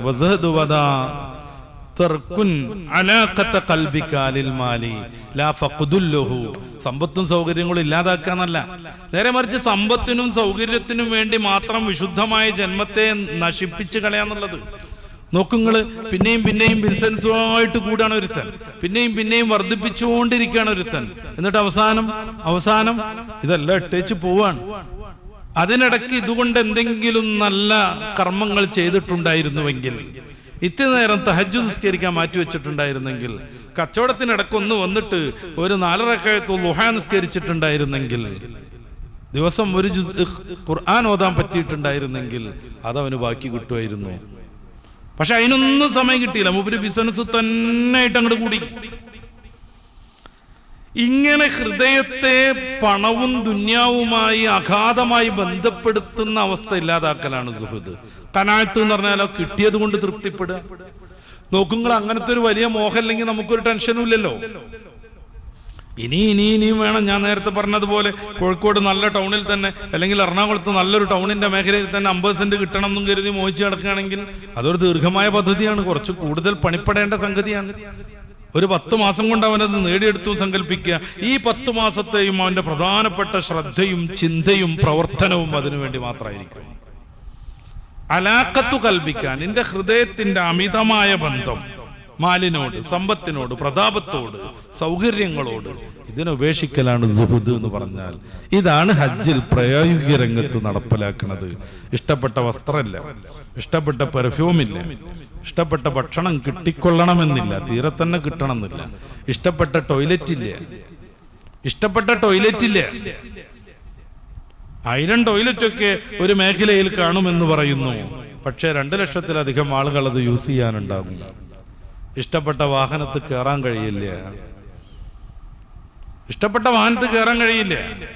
നമുക്ക് മെട്രോയിൽ ചെറിയ ടിക്കറ്റ് എടുത്തിട്ട് കൊച്ചിയിൽ മെട്രോയിലെ കാഴ്ചയൊക്കെ കണ്ടിട്ട് യാത്ര ചെയ്യാൻ പറ്റും. ഹജ്ജിനും മെട്രോ കിട്ടും. നമുക്ക് മിനയിൽ നിന്ന് അറഫയിൽ പോകാൻ. പക്ഷെ 6 മണിക്കൂർ വരി നിൽക്കേണ്ടി വരും. 9 സെക്കൻഡ് കൊണ്ട് സ്ഥലത്തെത്തും. ഈ വരി നിൽക്കുന്ന സമയത്ത് നമ്മൾ ഈ സഹിക്കുന്ന കുറേ സംഗതികളുണ്ട്. ഉന്തല്, തിരക്ക്, ചൂട്, വേർപ്പ്, ബഹളം, ഇതെല്ലാം സഹിക്കേണ്ടി വരും. അപ്പൊ നമുക്ക് ഇഷ്ടപ്പെട്ട കാറുണ്ട്, 50 ലക്ഷത്തിലേറെ ചെലവഴിച്ച് വീട്ടിൽ കിടക്കുന്ന നമ്മുടെ നല്ല കാറുണ്ട് അവിടെ. പക്ഷെ ഇഷ്ടപ്പെട്ടത് കിട്ടൂല. നമ്മൾ നല്ല പെപ്സിന്റെ ബെഡിലാണ് കിടന്നുറങ്ങാറ്. ആ പരിപാടി നടക്കൂല. നമ്മൾ കൂടെ കരുതിയിട്ടുണ്ടെങ്കിൽ ഒരു വിരിപ്പ് വിരിക്കാൻ നമുക്ക്, അത് കരുതിയിട്ടില്ലേ നിലത്ത് കിടക്കേണ്ടി വരും. അത് കരുതിയാലും നല്ല വെയിലുണ്ടെങ്കിൽ ചിലപ്പോഴൊക്കെ പണ്ടൊക്കെ ഉണ്ടായിരുന്നത് പോലെ അത് വലിച്ചു കെട്ടിയിട്ട് നിഴലുണ്ടാക്കേണ്ടി വരും. അപ്പൊ കടക്കലോ പച്ചമണ്ണിൽ കിടക്കേണ്ടി വരും. സൂറത്തു താഹായുടെ 55-ാം വചനത്തിലേക്ക് നമ്മുടെ മനസ്സെത്തും. മിൻഹാ ഖലഖനാകും, ഈ മണ്ണിൽ നിന്ന് നിന്നെ പടച്ചു. വഫീഹാ നുഈദുക്കും, മണ്ണിലേക്ക് തന്നെ മടങ്ങുന്നു. 1 കോടി രൂപയുടെ വീടുണ്ട് നാട്ടിൽ, എല്ലാ റൂമും AC വെച്ചിട്ടുണ്ടതിൽ. 1.5 ലക്ഷം രൂപയുടെ പെപ്സിന്റെ ബെഡുണ്ടതിൽ. 70,000 രൂപയുടെ പില്ലോയുണ്ടതിൽ. എല്ലാം സ്വപ്നങ്ങളായി മനസ്സിലിങ്ങനെ താലോലിച്ചുകൊണ്ട് ഇത്തിരി ഇങ്ങനെ സ്ഥലമൊക്കെ ഇങ്ങനെ വൃത്തിയാക്കി വലിയ കല്ലും കട്ടേക്കട് മാറ്റിയിട്ട് പച്ചമണ്ണിൽ കിടക്കണം. വഫീഹാ നുഈദുക്കും, മണ്ണിലേക്ക് തന്നെ നിന്നെ മടക്കുന്നു, മണ്ണിലേക്ക് തന്നെ മടക്കുന്നു. വമിൻഹാ നുഖ്രിജുക്കും താറത്തൻ ഉഖ്റ, മറ്റൊരു സന്ദർഭത്തിൽ ഇതിൽ നിന്ന് നിന്നെ പുനർനിർമ്മിക്കുന്നു. മുസ്ദലിഫയിൽ ഇങ്ങനെ മണ്ണിലേക്ക് മടങ്ങി കടന്നിട്ട് പറ്റിയെങ്കിൽ ഒന്ന് ഉറങ്ങിയിട്ട്, ഉറങ്ങാതിരിക്കൂല എന്നാണ്. ബെഡ് മാത്രം ഉണ്ടെങ്കിൽ ഉറങ്ങിയിരുന്നവൻ അവിടെ എത്തി ഊര നിലത്ത് തട്ടിയാൽ ഉറങ്ങിപ്പോകുമെന്നാണ്. അങ്ങനെ ഉറങ്ങിയിട്ട് എഴുന്നേൽക്കുന്ന സമയത്ത് താറത്തൻ ഉഖ്റ, മറ്റൊരു ജന്മമായി നമ്മൾ എഴുന്നേൽക്കുകയാണ്. മറ്റൊരു ജന്മമായിട്ട് നമ്മൾ എഴുന്നേൽക്കുകയാണ്. ഖനാഅത്ത് എന്ന് പറയുന്ന കിട്ടിയത് കൊണ്ട് തൃപ്തിപ്പെടുക എന്നത് സമ്പൂർണമായ രീതിയിൽ നടപ്പിലാക്കാൻ ഹജ്ജ് മനുഷ്യനെ നിർബന്ധിപ്പിക്കുന്നു, പരിശീലിപ്പിക്കുന്നു. അതുകൊണ്ടാ പുതുക്കം പ്രാപിച്ച് ഉമ്മ പ്രസവിച്ച സന്ദർഭത്തിലെ കുഞ്ഞിനെ പോലെ ഹജ്ജ് വിശുദ്ധനാകുന്നത്. അപ്പോഴാണ് അവൻ ആത്മാവിനെ തിരിച്ചറിയാൻ പറ്റുന്നത്. ഇത്രയേ ഉള്ളൂ ഞാനെന്ന് പറയണത്. എന്റെ തലക്ക് ചവിട്ടി പോണത് ഏതോ ഒരു ആഫ്രിക്കയിലെ കറുത്ത സ്പ്രിങ് പോലെ മുടിയുള്ള മൂക്ക് ചമ്മി നിൽക്കുന്ന, ഈ മൂക്ക് ചമ്മി നിൽക്കല്ല ഒരു അസൗന്ദര്യമാണ്. അതുകൊണ്ടാണ് നമ്മുടെ ഈ ഋഗ്വേദത്തിലൊക്കെ ഇന്ത്യക്കാരാകുന്ന ആദിമ നിവാസികളെ അനാസർ എന്ന് പറയുന്നത്. അനാസർ അവരെ രാക്ഷസന്മാർ എന്നാണ് വേറൊരു ടീം പറയാം, വേറെ ഭാഗങ്ങളിൽ പറയാം. ഋഗ്വേദത്തിലും മറ്റും രാക്ഷസന്മാര്, അനാസർ, കറുത്തോര്, നിറല്ലാത്തവര്, അവൃതര്, അതായത് അവർക്ക് ആരാധന ഒന്നും പറ്റൂല. ഇവരുദ്ദേശിക്കുന്ന ആരാധന പറ്റൂല എന്നർത്ഥം. അപ്പൊ മൂക്ക് ചമ്മിയ ഏതോ ഒരു മനുഷ്യനാണ് ഇതുവരെ കറുത്തവനായതുകൊണ്ട്, കറുത്ത പെണ്ണായതുകൊണ്ട് സെഞ്ചുറി അടിച്ചിട്ടും കെട്ടാതെ പോകുന്നൊരു ചെക്കൻ, നല്ല കോമളൻ, നല്ല യുവാവ്. അവനിങ്ങനെ ഫിസിക്കൽ ട്രെയിനിങ്ങിനൊക്കെ പോയിട്ട് ശരീരം ഇങ്ങനെ കട്ടയാക്കി നിർത്തുന്നവൻ. അവന്റെ ശരീരത്തെ കുറിച്ച് വലിയ അഭിമാനവും സന്തോഷമുള്ള ചങ്ങാതി. ആരാ ചവിട്ടിയത് കണ്ണു തുറന്നു നോക്കുമ്പോ ഞാനീ പറഞ്ഞ പോലെ അനാസനായ കറുത്ത കറുകറുത്ത മുടിയൊക്കെ ഇങ്ങനെ സ്പ്രിങ് പോലെ നിൽക്കണ, ശരീരമാസകലം പൊടി വരണ്ട, വിയർത്തു കുളിച്ച് അവന്റെ ഡ്രസ്സെല്ലാം കുതിർന്നു നിൽക്കുന്ന ഒരു മഹാസാധു മനുഷ്യൻ. ഇത്രയേ ഉള്ളൂ ഞാൻ, എൻ്റെ ജിമ്മ് ഇത്ര ഉള്ളൂ, എൻ്റെ ഫിസിക്കൽ ട്രെയിനിങ് ഇത്രയേ ഉള്ളൂ, എൻ്റെ 6 പാക്ക് ഇത്രയേ ഉള്ളൂ, എൻ്റെ മുഖത്തിൻ്റെ സൗന്ദര്യം ഇത്രയേ ഉള്ളൂ എന്ന ബോധത്തിലേക്ക് മനുഷ്യൻ താവല്ല, ഉയർന്നു പൊന്തുന്നു. ഇതാണ് ഹജ്ജ്. റസൂലുള്ളാഹി സ്വല്ലല്ലാഹു അലൈഹി വസല്ലം തങ്ങളുടെ അടുത്തേക്ക് ഒരാൾ വന്നു, 2 ആൾ വന്നു, ഒരു അൻസ്വാരിയും വേറൊരു ഗോത്രക്കാരനും. ദീർഘമായൊരു ഹദീസാണ്. ഹബീബായ നബി സല്ലല്ലാഹു അലൈഹി വസല്ലം തങ്ങളെ സമീപിച്ചിട്ട് അവർക്ക് ചില കാര്യങ്ങൾ ചോദിക്കാനുണ്ടായിരുന്നു. അവർ വന്ന് സലാം പറഞ്ഞു. റസൂൽ സല്ലല്ലാഹു അലൈഹി വസല്ലം തങ്ങൾ അവരോട് അടുത്ത് നിന്നു. എന്നിട്ട് അവർ പറഞ്ഞു, ജിഇനാക യാ റസൂലല്ലാഹ് ലിനസ്അലക്, നബി തങ്ങളെ ചില കാര്യങ്ങൾ ചോദിക്കാനാണ് ഞങ്ങൾ 2 പേരും വന്നത്. മുത്ത് റസൂൽ പറഞ്ഞു, ഇൻ ശിഅ്തുമാ അഖ്ബർതുകുമാ ബിമാ ജിഅ്തുമാ തസ്അലാനിയൻ, നിങ്ങൾ ആഗ്രഹിക്കുകയാണെങ്കിൽ നിങ്ങൾ ഈ ചോദിക്കാമെന്ന കാര്യം ഞാൻ അങ്ങോട്ട് പറഞ്ഞുതരാം. നിങ്ങൾ ആഗ്രഹിക്കുകയാണെങ്കിൽ നിങ്ങൾ ഈ ചോദിക്കാമെന്ന കാര്യം ഞാൻ അങ്ങോട്ട് പറഞ്ഞുതരാം. അല്ല, നിങ്ങൾക്ക് ചോദിക്കണം എന്നുണ്ടെങ്കിൽ നിങ്ങൾ ചോദിക്കുകയും ചെയ്യൂ. അവർ പറഞ്ഞു, ആ അൻസാരിയായ മനുഷ്യൻ പറഞ്ഞു, അള്ളാന്റെ റസൂലെ അങ്ങ് പറയൂ, ഞങ്ങൾ എന്തിനു വന്നു എന്ന് അങ്ങൊന്ന് പറഞ്ഞു തരൂ. ആ സമയത്ത് മഹാനായ റസൂലുള്ളാഹി സ്വല്ലല്ലാഹു അലൈഹി വസല്ലമ തങ്ങൾ പറഞ്ഞുകൊടുത്തു, ജിഅതക തസ്അലനി അൻ മഖ്റജിക മിൻ ബൈതിക തഉമ്മുൽ ബൈത്തുൽ ഹറാം, താങ്കൾ വന്നത് താങ്കൾ തങ്ങളുടെ വീട്ടിൽ നിന്ന് പുറപ്പെട്ട് മസ്ജിദുൽ ഹറാം കരുതി ഹജ്ജിന് പോകുന്നതിനെ കുറിച്ച് ചോദിക്കാനാണ്. ഒമാലക ഫീഹി, അതിൽ എന്ത് പുണ്യം കിട്ടും? വാൻ റകഅത്തൈക ബഅദ തവാഫ്, തവാഫിന് ശേഷമുള്ള 2 റകഅത്തിനെ കുറിച്ച് ചോദിക്കാൻ, അതിൽ എന്തൊക്കെ പുണ്യം കിട്ടും.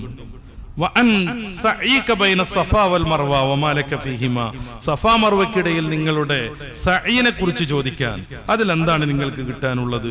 ഇങ്ങനെ ഹജ്ജിന്റെ കുറെ കാര്യങ്ങൾ എണ്ണി പറഞ്ഞിട്ട് ഓരോന്നും പറയുന്നുണ്ട്.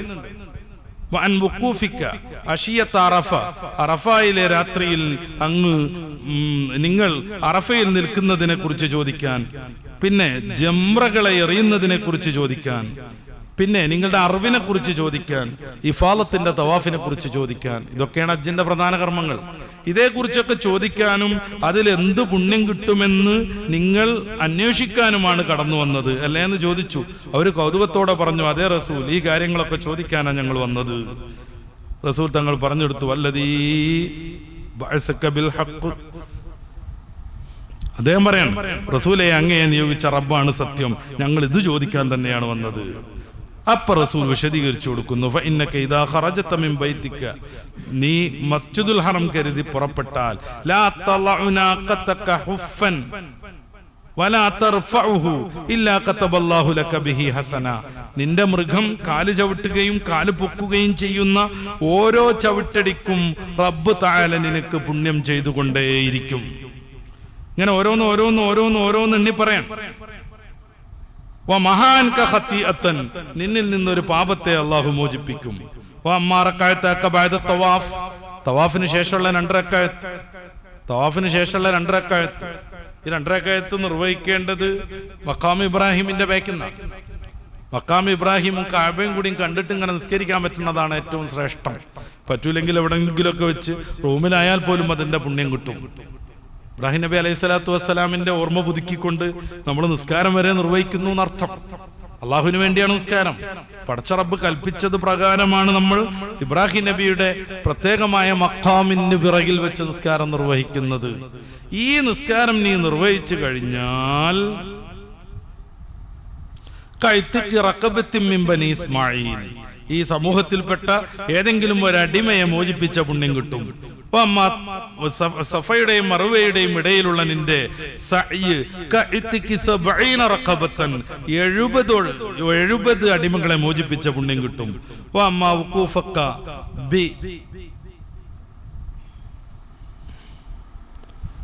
അറഫയിൽ നീ നിൽക്കുന്നത്,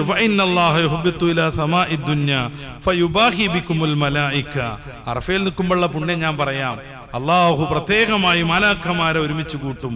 എന്നിട്ട് റബ്ബ് അഭിമാനപൂർവ്വം യഖൂൽ, അവൻ പറയും, ഇബാദി ജാഊനി, ഈ അടിമകളെ നോക്കൂ മലാഖമാരെ, അവരെ ഞാൻ വിളിച്ചു, അവര് വന്നു, ഞാൻ പറഞ്ഞതുപോലെ അവർ ജീവിച്ചു. കുറെ ദിവസമായി അവർ കഠിനമായി അധ്വാനം ചെയ്തുകൊണ്ടിരിക്കുകയാണ്. ഇவ்விதം അവർ ഞാൻ വിളിച്ചതിന് പ്രത്യുത്തരം നൽകി. അതുകൊണ്ടാണല്ലോ ലബ്ബൈക്ക് അല്ലാഹുമ്മ ലബ്ബൈക്ക് എന്നും പറഞ്ഞിട്ട് ദിക്ർ ചൊല്ലണത്. ലബ്ബൈക്ക് അല്ലാഹുമ്മ ലബ്ബൈക്ക് ലബ്ബൈക്ക് എന്നാണ് അതിന്റെ ഏറ്റവും ശരിയായ രീതി. ഇപ്പോഴൊരു ടൂൺ ലബ്ബൈക്ക് അല്ലാഹുമ്മ ലബ്ബൈക്ക് ലബ്ബൈക ലാ ശരീക ലക ലബ്ബൈക്ക് എന്നാണ്. എന്തായാലും ശരിയാണ്. ലബ്ബൈക്ക്, പടച്ചോനെ നിന്റെ വിളിക്ക് ഉത്തരം ചെയ്ത് ഞാനിതാ വന്നിക്കണെന്നാണ്. ഓയ് എന്നറിയണ മാതിരിയാണിത്. ഉമ്മ മോനേന്ന് വിളിക്കുമ്പോ ഓയ് എന്നറിയണുണ്ടല്ലോ, അതാണ് അവിടുത്തെ പ്രധാന ദിക്ർ. 3 വട്ടം ഇത് ചൊല്ലൽ സുന്നത്ത, ഓരോ പട്ടവും നമ്മൾ ചൊല്ലിത്തുടങ്ങിയാൽ 3-ൽ അവസാനിപ്പിക്കൽ പ്രത്യേകം പുണ്യാണ്. കാരണം അള്ളാഹുവിന്റെ വിളിക്ക് ഉത്തരം ചെയ്താ വന്നിരിക്കുന്നു എന്ന് സമ്പൂർണമായിട്ട് അങ്ങോട്ട് സമർപ്പിക്കണം നമ്മൾ. അള്ളാഹ് മലായിക്കമാരെ വിളിച്ചിട്ട് അഭിമാനപൂർവ്വം പറയുന്നു, ഞാൻ വിളിച്ചു, ഉത്തരം നൽകി അവർ വന്നു, ഞാൻ ചെയ്ത കർമ്മങ്ങൾ, ഞാൻ പറഞ്ഞ കർമ്മങ്ങളെല്ലാം അവർ ചെയ്തു. എന്നിട്ട് അവർ എന്നിൽ നിന്ന് പ്രതീക്ഷിക്കുന്നത് ദീർഘമായ വഴികൾ താണ്ടി അവരെത്തി. ഒട്ടകമൊക്കെ മെലിഞ്ഞിട്ടുണ്ട്, ഖുർആനിൽ അങ്ങനെ തന്നെ പറയുന്നുണ്ടത്.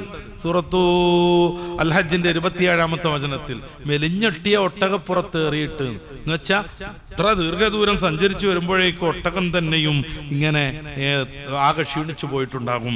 അവർ വന്നു. അതുകൊണ്ട് അവരാഗ്രഹിക്കുന്നത് പാപമോചനമാണ്.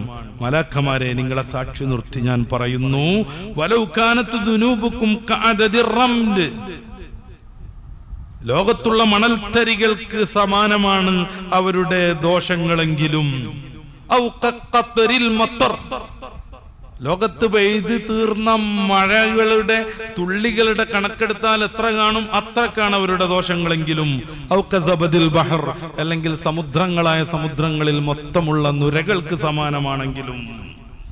ഇതിൻ്റെ അപ്പുറം എങ്ങനെയാണ് ഇതിൻ്റെ ഒരു വ്യാപനത്വം കാണിക്കുക? ഇത്രയൊക്കെയാണ് അവരുടെ ദോഷങ്ങളെങ്കിലും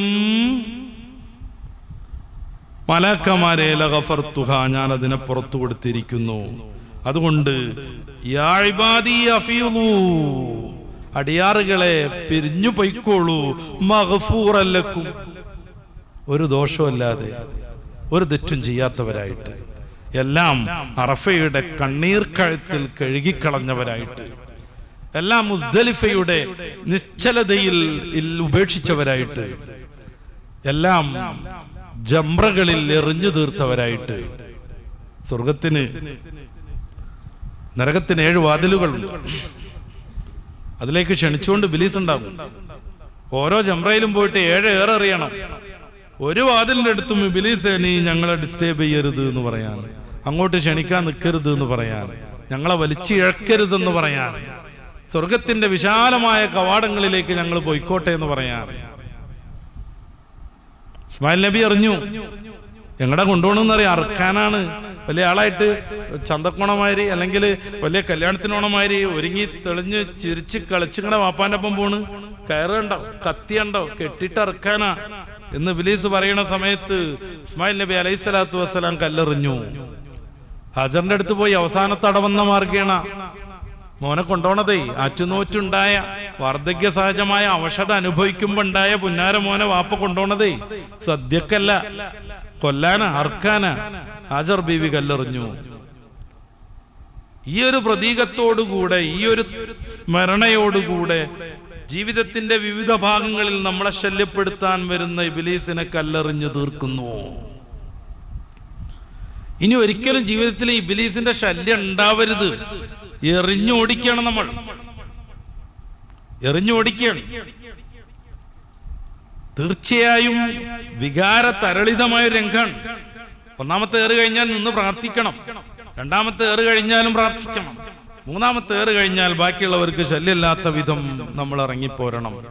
ജംറത്തുൽ അഖബയിലേക്കൊക്കെ ഉള്ള ആദ്യത്തെ ഏറ് വല്ലാത്തൊരു മനോഹാരിത. കുറെ ആളുകൾ ഇങ്ങനെ തക്ബീറും ചൊല്ലിയിട്ട് എറിഞ്ഞു കഴിഞ്ഞവർ മടങ്ങിപ്പോകുന്നു. എറിയാനുള്ള ആളുകൾ കല്ലും പിടിച്ച് ആവേശഭരിതരായി പടച്ചോനെ ഇതാ വരുന്നു, ലബ്ബൈക്ക് അല്ലാഹുമ്മ ലബ്ബൈക്ക് എന്നും പറഞ്ഞ് അവിടെ വെച്ചിട്ട് ഇങ്ങനെ സാഗരം രണ്ടായി മാറുകയാണ്. അവിടെ വെച്ചിട്ട് ഇങ്ങനെ മനുഷ്യക്കടൽ രണ്ടായിട്ട് പകുക്കുകയാണ്. ഒരു വിഭാഗം തക്ബീർ ചൊല്ലിയിട്ട് പെരുന്നാൾ ആഘോഷത്തിന്റെ ഭാഗമായിട്ട് പോകുന്നു. എല്ലാം വിജയിച്ചു പടച്ചോനെ, നീയാണ് വലിയവൻ, നീയാണ് വലിയവൻ, വേറെ ആരുമില്ല എന്നുള്ള ബോധത്തിൽ ഒരു ഭാഗം ഇങ്ങനെ പോകുമ്പോ ഇതേ വരുന്നു പടച്ചോനെ. അവസാനം ഇതൊക്കെ ഞങ്ങൾ ചെയ്തിട്ടുണ്ട്, നിന്നെ വിട്ടിട്ടില്ല, ലബ്ബൈക്ക് അല്ലാഹുമ്മ ലബ്ബൈക്ക് എന്നും പറഞ്ഞ് എല്ലാ അഹങ്കാരങ്ങളെയും എറിഞ്ഞു കളയാൻ, എല്ലാ കുനുട്ടിനെയും പകനെയും അസൂയനെയും മനുഷ്യനെ നശിപ്പിച്ചു കളയുന്ന ദുശ്ചിന്തകളെ മൊത്തം ഇബ്ലീസിന്റെ പ്രതീകത്തിലേക്ക് എറിഞ്ഞൊഴിവാക്കാൻ ഞങ്ങളിതാ വരുന്നു.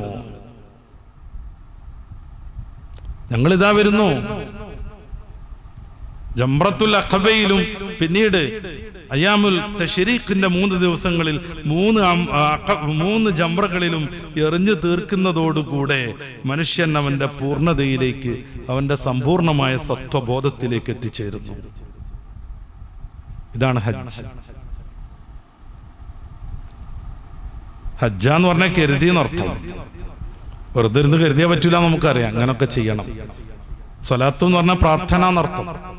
വെറുതെ ഇരുന്ന് പ്രാർത്ഥിച്ചാൽ പറ്റൂല, അതിന്റെ കർമ്മങ്ങളൊക്കെ ചെയ്യണം. നോമ്പ് എന്ന് പറഞ്ഞാൽ പ്രതിരോധം, പിടിച്ചുവെക്കൽ എന്നർത്ഥം. വെറുതെ അങ്ങനെ എന്തോന്ന് പിടിച്ചു വെച്ചോണ്ട് കാര്യമല്ല, അതിന്റെ കാര്യങ്ങൾ ചെയ്യണം. സക്കാത്ത് എന്ന് പറഞ്ഞാൽ വളർച്ച, ശുദ്ധീകരണം എന്നർത്ഥം. ശുദ്ധിയായിട്ട് ഇങ്ങനെ അത്യാവശ്യം മേലെ എവിടെയെങ്കിലും കയറി ഇരുന്നാൽ പറ്റില്ലേ, അത് ചെയ്യണം.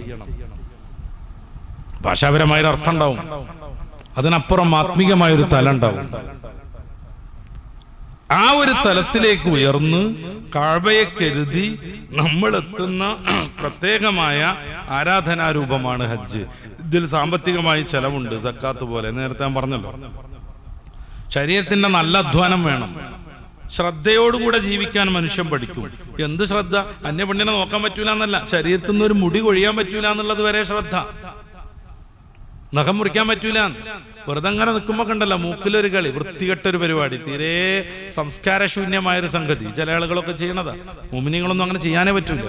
ഇസ്ലാം എന്ന് പറഞ്ഞു കഴിഞ്ഞാൽ കേവലം ആരാധനാകർമ്മങ്ങളുടെ ഒരു ദർശനമല്ല, മനുഷ്യനെ സമ്പൂർണമായി സംസ്കരിക്കുകയാണ് ഇസ്ലാം.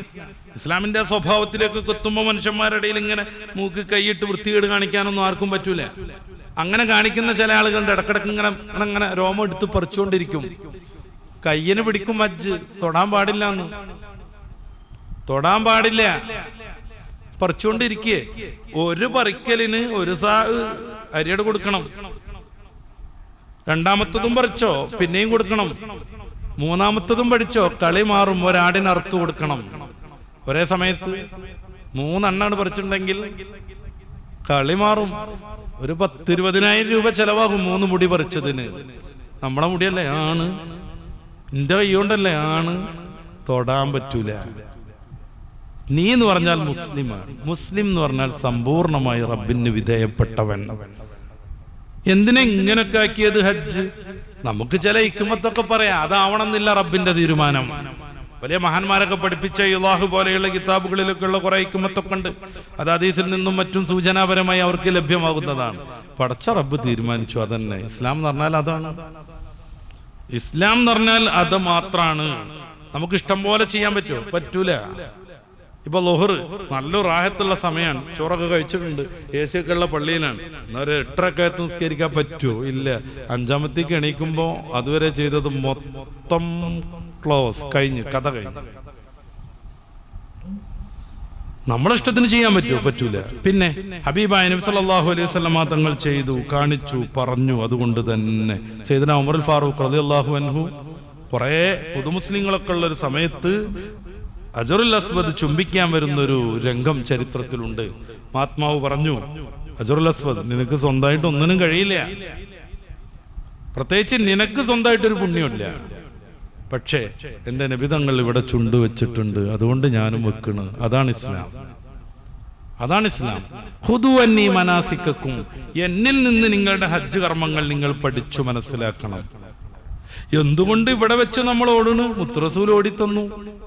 എന്തുകൊണ്ട് തവാഫിന്റെ ആദ്യത്തെ 3 ചുറ്റിൽ ആണുങ്ങൾ ഇങ്ങനെ ഈ പട്ടാളക്കാർ മാർച്ച് ചെയ്യും പോലെ റംല് നടക്കണ്? മുത്തറസൂൽ അങ്ങനെ ചെയ്തു. എന്നെ 4-ാമത്തേതിൽ പറ്റൂല, നബി അത് ചെയ്തില്ല, നബി അത് ചെയ്തില്ല. എന്തുകൊണ്ട് നമുക്കത് 2-ൽ ചുരുക്കിക്കൂടാ? പറ്റൂല. ളുഹർ എന്തുകൊണ്ട് 3 റക്അത്തിൽ അവസാനിപ്പിച്ചൂടാ? പറ്റൂല. പറ്റും, യാത്ര ചെയ്യുമ്പോ 2 മതി. അതെന്തുകൊണ്ട്? നബി പറഞ്ഞു. അപ്പൊ ഇസ്ലാമിലെ ആരാധനകൾ യുക്തി കൊണ്ട് നമുക്ക് ബോധ്യപ്പെട്ടിരിക്കണം എന്ന് ഒരു നിർബന്ധമില്ല. യുക്തി കൊണ്ട് ബോധ്യപ്പെടൂലല്ലോ. കഅബത്തെ പ്രദർശനം ചെയ്യുന്നു, ഗുരുവായൂരിലും അത് തന്നെ നടക്കുന്നു. ഗുരുവായൂർ ക്ഷേത്രത്തെ അവർ പ്രദക്ഷിണം ചെയ്യുന്നു. അത് കൊടിയ ശിർക്കാണ്, ഇത് ശുദ്ധമായ തൗഹീദാണ്. എങ്ങനെ എങ്ങനെ തൗഹീദ് പഠിപ്പിക്കാൻ വന്ന മുത്തറസൂൽ നമുക്കത് ചെയ്ത് കാണിച്ചു തന്നു. അപ്പൊ തൗഹീദ് എങ്ങനെയാണ്? റസൂലിൽ നിന്ന് പഠിക്കണം. നമ്മൾ കഅബയെ ആരാധിച്ചുകൊണ്ടല്ല ചുറ്റിയത്, അവിടെ പോയി ചുറ്റണമെന്ന് റബ്ബ് പറഞ്ഞതുകൊണ്ട് ചുറ്റിയതാണ്. ഹജറുൽ അസ്വദ് തൊട്ടുമുത്തിക്കൊണ്ടാണ് നമ്മൾ തവാഫ് തുടങ്ങുന്നത്. അല്ലെങ്കിൽ വെറുതെ നിൽക്കുമ്പോ ചാൻസ് കിട്ടിയാൽ ഹജറുൽ അസ്വദ് തൊടലും ചുംബിക്കലും പുണ്യാണ്. ഒരു ചില്ലറ സംഗതിയല്ല. ആദം നബി അലൈഹിസ്സലാത്തു വസ്സലാം മുതൽ പൂർവീക മഹാശ്രേഷ്ഠരെല്ലാവരും ചുണ്ടുവച്ചെടുത്ത് അത് വെക്കാൻ അള്ളാഹു നമുക്ക് അവസരം നൽകുന്നു. വികാരപ്പെടണം. ഹജറുൽ അസ്വദിലേക്ക് നമ്മുടെ മുഖം അടുപ്പിക്കുമ്പോ നമ്മുടെ കാലിന്റെ അടിയിൽ നിന്ന് തലച്ചോറിലേക്ക് ഒരു വിദ്യുത് പ്രവാഹം ഉണ്ടാവണം. ഞാൻ എവിടെയാ നിൽക്കുന്നത്? ഞാൻ എവിടെയാ തൊടാൻ പോണത്, ചുംബിക്കാൻ പോണത്? സ്വർഗത്തിൽ നിന്നിറങ്ങിയ 2 യാക്കൂത്തുകൾ, അതിൽപ്പെട്ട ഒന്ന്. ഈ യാക്കൂത്തിന്റെ പ്രത്യേകത, ഇവിടെയാണ് ആദം നബി ചുംബിച്ചത്. ഹജ്ജാദം മാഷിയം മിനൽ ഹിന്ദി 40 ഹജ്ജ. ആദം നബി ഇന്ത്യയിൽ നിന്ന് നടന്നുപോയി 40 ഹജ്ജ് ചെയ്തിട്ടുണ്ട്. അവിടുന്ന് ചുംബിച്ച സ്ഥലം, അവിടെ നിങ്ങോട്ട് പൂർവിക പ്രവാചകന്മാരെല്ലാവരും ചുംബിച്ച സ്ഥലം. മാമിൻ നബിയിൻ ഇല്ലാ ഹജ്ജ, ഒരു നബിയും ഹജ്ജ് ചെയ്യാതിരുന്നിട്ടില്ല. അവിടെ നിങ്ങോട്ട് മഹദിയാം ഹാജർ ചുംബിച്ച ഇടം, മഹദിയാം ഖദീജത്തുൽ കുബ്ര ചുംബിച്ച ഇടം,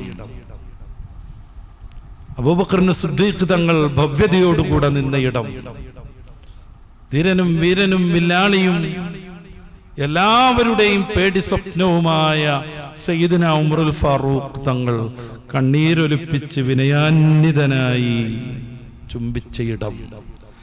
ചരിത്രത്തിന്റെ തുടക്കത്തിലേക്ക് നമ്മൾ സഞ്ചരിക്കുകയാണ്. അള്ളാഹു നമുക്ക് എനിക്കൊരു വലിയ ഭാഗ്യം. നേരത്തെ ഞാൻ പറഞ്ഞു, ഹിജ്ർ ഇസ്മായിൽ ക്ലോസ് ചെയ്യാതിട്ടത് കൊണ്ട് കാബന്റെ ഉള്ളിൽ കയറാൻ നമുക്ക് ചാൻസ് കിട്ടിയെന്ന്. ഈ പൂർവികരെല്ലാവരും തൊട്ടിടത്ത് തൊടാനും ചുംബിച്ചെടുത്ത് ചുംബിക്കാനും ഹജറുൽ അസ്വദിൽ സന്നിഹിതരായ ആളുകൾക്ക് അത് ശുപാർശ ചെയ്യുമെന്ന ഹബീബായ നബി തങ്ങളുടെ പ്രഖ്യാപനത്തിന്റെ ഓരം ചേർന്ന് നിൽക്കാനും വിശ്വാസിക്ക് സാധിക്കുന്നു. അതൊരു ചില്ലറ സംഗതിയല്ല. അവിടെ ചുംബിക്കുന്നത് ഏതെങ്കിലും ക്ഷേത്രത്തിലെ വിഗ്രഹത്തിന് ചുംബിക്കുന്നത് പോലെയല്ല. എന്തുകൊണ്ടല്ല? ഇത് തൗഹീദ്, അത് ശിർക്ക്. എങ്ങനെ വരുന്നു? രൂപം നോക്കിയിട്ടാണോ? അല്ല. രൂപം നോക്കുകയാണെങ്കിൽ ഏകദേശം ഒന്നാ. അമ്പലത്തിലെ പൂജാരിയെ പോലെ തന്നെ. അങ്ങനെ പറയാൻ പറ്റുമെന്ന് എനിക്കറിയില്ല. ലുത്തിബാഗ് നടത്തിയിരിക്കുന്നു. ഈ വലത് ഷോൾഡർ പുറത്താക്കിയിട്ട് ഇടത് ഷോൾഡറിന്റെ മുഖത്തേക്ക് തുണി ഇങ്ങനെ ചുറ്റിയിട്ട് അങ്ങനെ തന്നെ നിൽക്കണ്. പക്ഷെ ഇത് തൗഹീദാണ്, മറ്റേത് ശിർക്കാണ്. എങ്ങനെ? അതാണ് സയ്യിദുനാ ഉമർ ഫാറൂഖ് തങ്ങൾ പറഞ്ഞത്, കല്ലേ നീ ഒരു വെറും കല്ലാവുമായിരുന്നു. അല്ലാഹു സുബ്ഹാനഹു വ തആല നിനക്ക് ചില പ്രത്യേകതകൾ കൽപ്പിച്ചരുളിയില്ലായിരുന്നെങ്കിൽ ഞാൻ ചുംബിക്കാതെ ഇവിടുന്ന് കഴിഞ്ഞു പോവുമായിരുന്നു. എന്റെ പ്രിയപ്പെട്ട നായകൻ ആരോടിഞ്ചോടിഞ്ചു പിന്തുടരാനാണോ ഞാൻ ശ്രമിച്ചത്? ആർക്ക് വേണ്ടിയാണോ ഞാൻ എൻ്റെ ജീവിതത്തിന്റെ സിംഹഭാഗവും ചെലവഴിച്ചത്? ആരെ പ്രതീക്ഷിച്ചാണോ ഞാൻ പരിശുദ്ധ ഇസ്ലാമിന് അംഗം വെട്ടിയത്? ആ പുണ്യപ്രവാചകൻ മുത്തുറസൂൽ പൂമാൻ തൊട്ടുമുത്തിയത് കൊണ്ട് ഞാനിതാ നിന്നെ തൊട്ടുമുത്തുന്നു. ഇതിന് അലിയാർ തങ്ങളൊരു വിശദീകരണം കൊടുക്കുന്നുണ്ട് ഉമർ ഫാറൂഖ് തങ്ങളോട്. വെറും കല്ലല്ല എന്നും പറഞ്ഞിട്ട് ചരിത്രത്തിന്റെ ഉജ്ജ്വലമായ ചില സംവാദങ്ങളാണിത്. വെറും കല്ലല്ല എന്നും പറഞ്ഞിട്ട്, ഇത് സാക്ഷി നിൽക്കുന്നും പറഞ്ഞിട്ട്, നമ്മുടെ കർമ്മങ്ങളെല്ലാം ഇതിനുള്ളിൽ അള്ളാഹു പ്രത്യേകമായി ഫോൾഡറാക്കി വെച്ചിട്ടുണ്ടെന്ന് പറഞ്ഞിട്ട്, ഇത് സ്വർഗത്തിൽ നിന്ന് ഇറക്കിയതാണെന്ന് പറഞ്ഞിട്ട്, അതതിന്റെ മറ്റൊരു തലം. പടച്ച റബ്ബും റസൂലും പറഞ്ഞത് അങ്ങനെ തന്നെ, യുക്തി നോക്കാതെ, അതിന്റെ ക്ഷീണം നോക്കാതെ, അതിന്റെ മറ്റ് ഗുണങ്ങളൊന്നും പരിഗണിക്കാതെ ചെയ്ത് തീർക്കാൻ വേണ്ടി ദൃഢചിത്തനായി കഅബയെ സമീപിക്കുക, കരുതുക. ഇതാണ് ഇൻഷാ അല്ലാഹ്. പ്രാർത്ഥനയോടുകൂടെ കാത്തിരിക്കുക. ഹജ്ജ് ചെയ്യാൻ പറ്റാത്ത ആളുകളൊക്കെ, അതൊരു വലിയ സംഗതിയാണ്. തീരെ ഹജ്ജ് ചെയ്യാൻ പറ്റൂല എന്ന് കരുതിയ ആളുകളൊക്കെ ഈ പ്രാർത്ഥന കൊണ്ട് മാത്രം ഹജ്ജ് നിർവഹിച്ചു വന്നതുണ്ട് ചരിത്രത്തിൽ, വർത്തമാനത്തിലും. ചരിത്രത്തിൽ മാത്രമല്ല, വർത്തമാനത്തിലും. ആദ്യം തന്നെ നമ്മൾ കരുതുക, എനിക്ക് എന്തായാലും ഹജ്ജ് ചെയ്യണം. ആ ഒരു മോഹമായിട്ട് നമ്മളങ്ങോട്ട് ഇറങ്ങിത്തിരിച്ചാൽ പടച്ച റബ്ബ് എങ്ങനെയെങ്കിലും അതിനവസരം ഉണ്ടാക്കി തരും. ഹജ്ജ് ചെയ്യാൻ വേണ്ടി ഇത്തിരി ചില്ലിക്കാശികൾ സംഘടിപ്പിച്ച് ഹജ്ജിന് സന്ദർഭത്തിയപ്പോ യാത്രാമധ്യേ വിശന്ന സമയത്ത് അടുത്ത വീട്ടിൽ നിന്ന് നന്നായിട്ട് ഇറച്ചി പാചകം ചെയ്യുന്നതിൻ്റെ ഈ സ്മെല്ല് വന്നപ്പോ ഒരു പഥികൻ, അയാളൊരു പാവപ്പെട്ട ബാർബറായിരുന്നു, അങ്ങോട്ട് ചെന്നു. അവരെന്തെങ്കിലും തരുമായിരിക്കും എന്ന് കരുതിയിട്ട്. അന്നത്തെ ഹജ്ജ് യാത്രക്ക് അങ്ങനെയാണ്. ആ ഉമ്മയെ വിളിച്ചിട്ട് അദ്ദേഹം പറഞ്ഞു, ഹജ്ജിന് പോവുക, വിശന്നിട്ട് വയ്യ, എൻ്റെ കയ്യിലുള്ള സാദൊക്കെ തീർന്നിട്ടുണ്ട്. ആ മഹദി മറഞ്ഞു നിന്നിട്ട്, ഇതെനിക്കും മക്കൾക്കും അനുവദനീയമാണ്, നിങ്ങൾക്ക് ഹറാമാണ്. ഇതെന്ത് പുകിൽ? അദ്ദേഹം വിശദീകരണം ചോദിച്ചു. ആ മഹദി പറഞ്ഞു, ഭർത്താവില്ല എനിക്ക്, പണല്ല, വലിയ ദാരിദ്ര്യത്തില, എൻ്റെ കുട്ടികൾ പട്ടിണി കടന്നു മരിക്കാനായി. അപ്പോഴാണ് ഞങ്ങളുടെ അയലക്കത്ത് റോഡിന്റെ സൈഡിൽ ഒരു ആട്ടിൻകുട്ടി ചത്തു കിടക്കുന്നത് കണ്ടത്. അതിനെ കൊണ്ടുവന്ന് ഞാൻ മുറിച്ച് പാചകം ചെയ്യാൻ. എൻ്റെ മക്കൾക്കത് പറ്റും, കാരണം ലറൂറത്തിന്റെ ഘട്ടത്തിലാണ് അവർ. ഇതുപോലും തിന്നിട്ടില്ലെങ്കിൽ അവർ മരിച്ചു. നിങ്ങൾക്കത് പറ്റൂല. ഇദ്ദേഹം ആലോചിച്ചു, പടച്ച റബ്ബേ, ഞാൻ എങ്ങനെ ഹജ്ജിന് പോവുക? ജീവിതാഭിലാഷം, ഇതുവരെയും അദ്ദേഹം കാത്തു താലോലിച്ച സ്വപ്നം, ചില്ലിക്കാശികൾ ഒരു കുടുക്കയിലിട്ട് വെച്ച് ഹജ്ജിനായപ്പോൾ അത് പൊട്ടിച്ച് യാത്രക്കിറങ്ങിയ ആ മഹാപഥികൻ ഈ പൈസ മൊത്തം ആ ഉമ്മയുടെ മുന്നിൽ സമർപ്പിച്ചിട്ട് മടങ്ങിപ്പോന്നു. അദ്ദേഹത്തിന് ഹജ്ജിന്റെ പുണ്യം കിട്ടി എന്നല്ല, ചെയ്യാത്ത അദ്ദേഹത്തിന്റെ ഹജ്ജിന്റെ ഗുണം കൊണ്ട് അപ്രാവശ്യം ഹജ്ജ് നിർവഹിച്ചവരുടെ എല്ലാ ഹജ്ജും സ്വീകാര്യയോഗ്യമായി. ഇതാണ് ഹജ്ജ്. നമ്മൾ മോഹിച്ച് വേണം തന്നെ കരുതി ഹജ്ജിനെ സ്വപ്നം കണ്ട് അങ്ങനെയാണ്. കുറെ ആളുകൾ ഹജ്ജിന് സ്വപ്നം കാണും, ഓലൊക്കെ എന്തായാലും അവിടെ എത്തിച്ചേരും. ഹജ്ജിന്റെ രാത്രി 5-ന്റെ രാവിൽ ഞാൻ കഅബങ്കിനാവ് കണ്ടു പറഞ്ഞ പാട്ടൊക്കെ പണ്ട് പാടി നടന്നിരുന്നു നമ്മൾ. അപ്പൊ പ്രാർത്ഥിച്ചുകൊണ്ടിരിക്കുക. രണ്ടാമതായി നന്നായിട്ട് മോഹിക്കുക ഹജ്ജിനും ഉംറക്കും എത്തണം. രണ്ടാമതായി നന്നായിട്ട് പ്രാർത്ഥിച്ചുകൊണ്ടിരിക്കുക. നമ്മുടെ പ്രാർത്ഥനയിലൊക്കെ ഹജ്ജ് കടന്നു വരും. മൂന്നാമതായി ചെറിയ രീതിയിലൊക്കെ അതിനുള്ള തയ്യാറെടുപ്പ് നമ്മൾ നടത്തിക്കൊണ്ടിരിക്കുക. കുറി കൂടിയിട്ടോ അങ്ങനെയൊക്കെ മെല്ലെ മെല്ലെ മെല്ലെ തയ്യാറെടുപ്പ് നടത്തിക്കൊണ്ടിരിക്കുക. ഇങ്ങനെയൊക്കെ ആയാൽ ഹജ്ജിലേക്ക് എത്തും. ഇബ്രാഹിം നബിയുടെ വിളി കേട്ട് അവിടെ തന്നെ നമ്മൾ കടന്നു വരും. ഞാൻ അവസാനിപ്പിക്കുകയാണ്. ഏത് അമലിനെയും പോലെ ഹജ്ജിന്റെയും പ്രധാന കാര്യം തഖ്വയാണ്. ഹജ്ജിനെ കുറിച്ച് പറയുന്ന പലയിടങ്ങളിൽ തഖ്വ കടന്നു വരുന്നുണ്ട്, പലയിടങ്ങളിൽ കടന്നു വരുന്നുണ്ട്. സൂറത്തു അൽ ബഖറയുടെ 197-ാം വചനം ഹജ്ജിനെ പറയുന്നിടത്ത് തഖ്വ വരുന്നു. അറവിനെ പറ്റി പറയുന്നിടത്ത്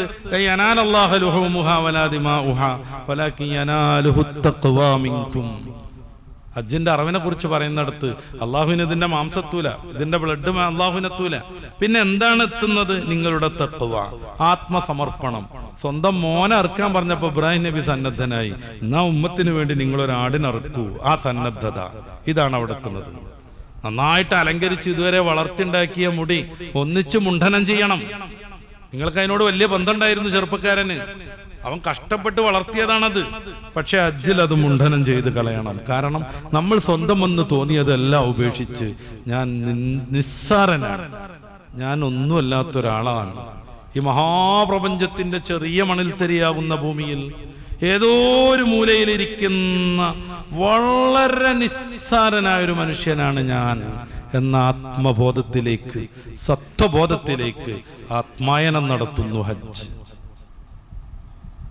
അള്ളാഹു നമ്മെ കബൂലാക്കുമാറാവട്ടെ. ഹജ്ജ് ചെയ്തവരുടെ ഹജ്ജൊക്കെ അള്ളാഹു സ്വീകരിക്കട്ടെ. ഹജ്ജ് ചെയ്യാൻ ആഗ്രഹിക്കുന്നവർക്കൊക്കെ പടച്ച റബ്ബ് അതിന് വളരെ പെട്ടെന്ന് തന്നെ തൗഫീഖ് നൽകുമാറാവട്ടെ. പല ജാതി പ്രയാസങ്ങൾ ഹജ്ജ് ഉറപ്പിച്ചവർ തന്നെ ഇപ്പം അനുഭവിച്ചുകൊണ്ടിരിക്കുകയാണ്. പ്രൈവറ്റ് വഴി ഹജ്ജ് വിചാരിച്ച ആളുകളൊക്കെ ആരുടെയോ പിടിപ്പുകേട് കൊണ്ട് ഇങ്ങനെ അവരുടെ ഡേറ്റൊക്കെ മാറ്റാൻ നിർബന്ധിതരാണ്. പടച്ചോനെ, ഈ മോഹങ്ങൾ നീ സമ്പൂർണമായി സ്വീകരിക്കണേ തമ്പുരാനെ പറഞ്ഞ് ഹജ്ജിന് തയ്യാറെടുത്ത് സന്തോഷത്തോടെ മനസ്സൊക്കെ ഇങ്ങനെ ഹജ്ജിലേക്ക് പാകപ്പെട്ടു വരുന്ന ഈ സമൂഹം പടച്ചോനെ ഒരു തടസ്സമില്ലാതെ അവർ നിശ്ചയിച്ച സമയത്ത് നിശ്ചയിച്ച രീതിയിൽ തന്നെ അവിടെ എത്താൻ നീ തൗഫീഖ് നൽകണേ തമ്പുരാനെ. കർമ്മങ്ങളെല്ലാം 100% സന്തോഷത്തോടെ അനുഷ്ഠിച്ച് ഞങ്ങളിലേക്ക് തന്നെ മടങ്ങി വരാൻ അവർക്കൊക്കെ നീ അനുഗ്രഹം നൽകണേ തമ്പുരാനെ. ഇതുവരെ പരിശുദ്ധ കഅബ കാണാത്തവർ ഈ സദസ്സിലുണ്ട്, ഉംറ പോലും നിർവഹിക്കാത്തവരുണ്ട്. പടച്ച റബ്ബേ, എല്ലാവർക്കും നീ അതിനുള്ള അവസരം ഒരുക്കി കൊടുക്കണേ തമ്പുരാനെ. വിശുദ്ധമാം കഅബയിലേക്ക് തിരിഞ്ഞാണ് ഞങ്ങൾ ഇതുവരെ നിസ്കരിച്ചത്. അത് ഇതുവരെ ഞങ്ങൾ കണ്ടിട്ടില്ല പടച്ചോനെ.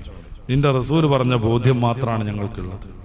അത് നേരിട്ട് കാണാൻ, ആസ്വദിക്കാൻ, കഅബയിൽ നോക്കി നിൽക്കൽ പുണ്യാണ്. അത് നേടാൻ കഅബ കാണുന്ന മാത്രയിലുള്ള പ്രാർത്ഥനയ്ക്ക് വലിയ ഉത്തരം കിട്ടുന്നതാണ്. അവിടെ വെച്ച് ഉമ്മത്തിന് വേണ്ടി മൊത്തം പ്രാർത്ഥിക്കാൻ പടച്ചോനെ ഞങ്ങൾക്കൊക്കെ നീ തൗഫീഖ് നൽകണേ റഹ്മാനെ. ربنا آتنا في الدنيا حسنة وفي الآخرة حسنة وقنا عذاب النار آمين برحمتك يا أرحم الراحمين. السلام عليكم.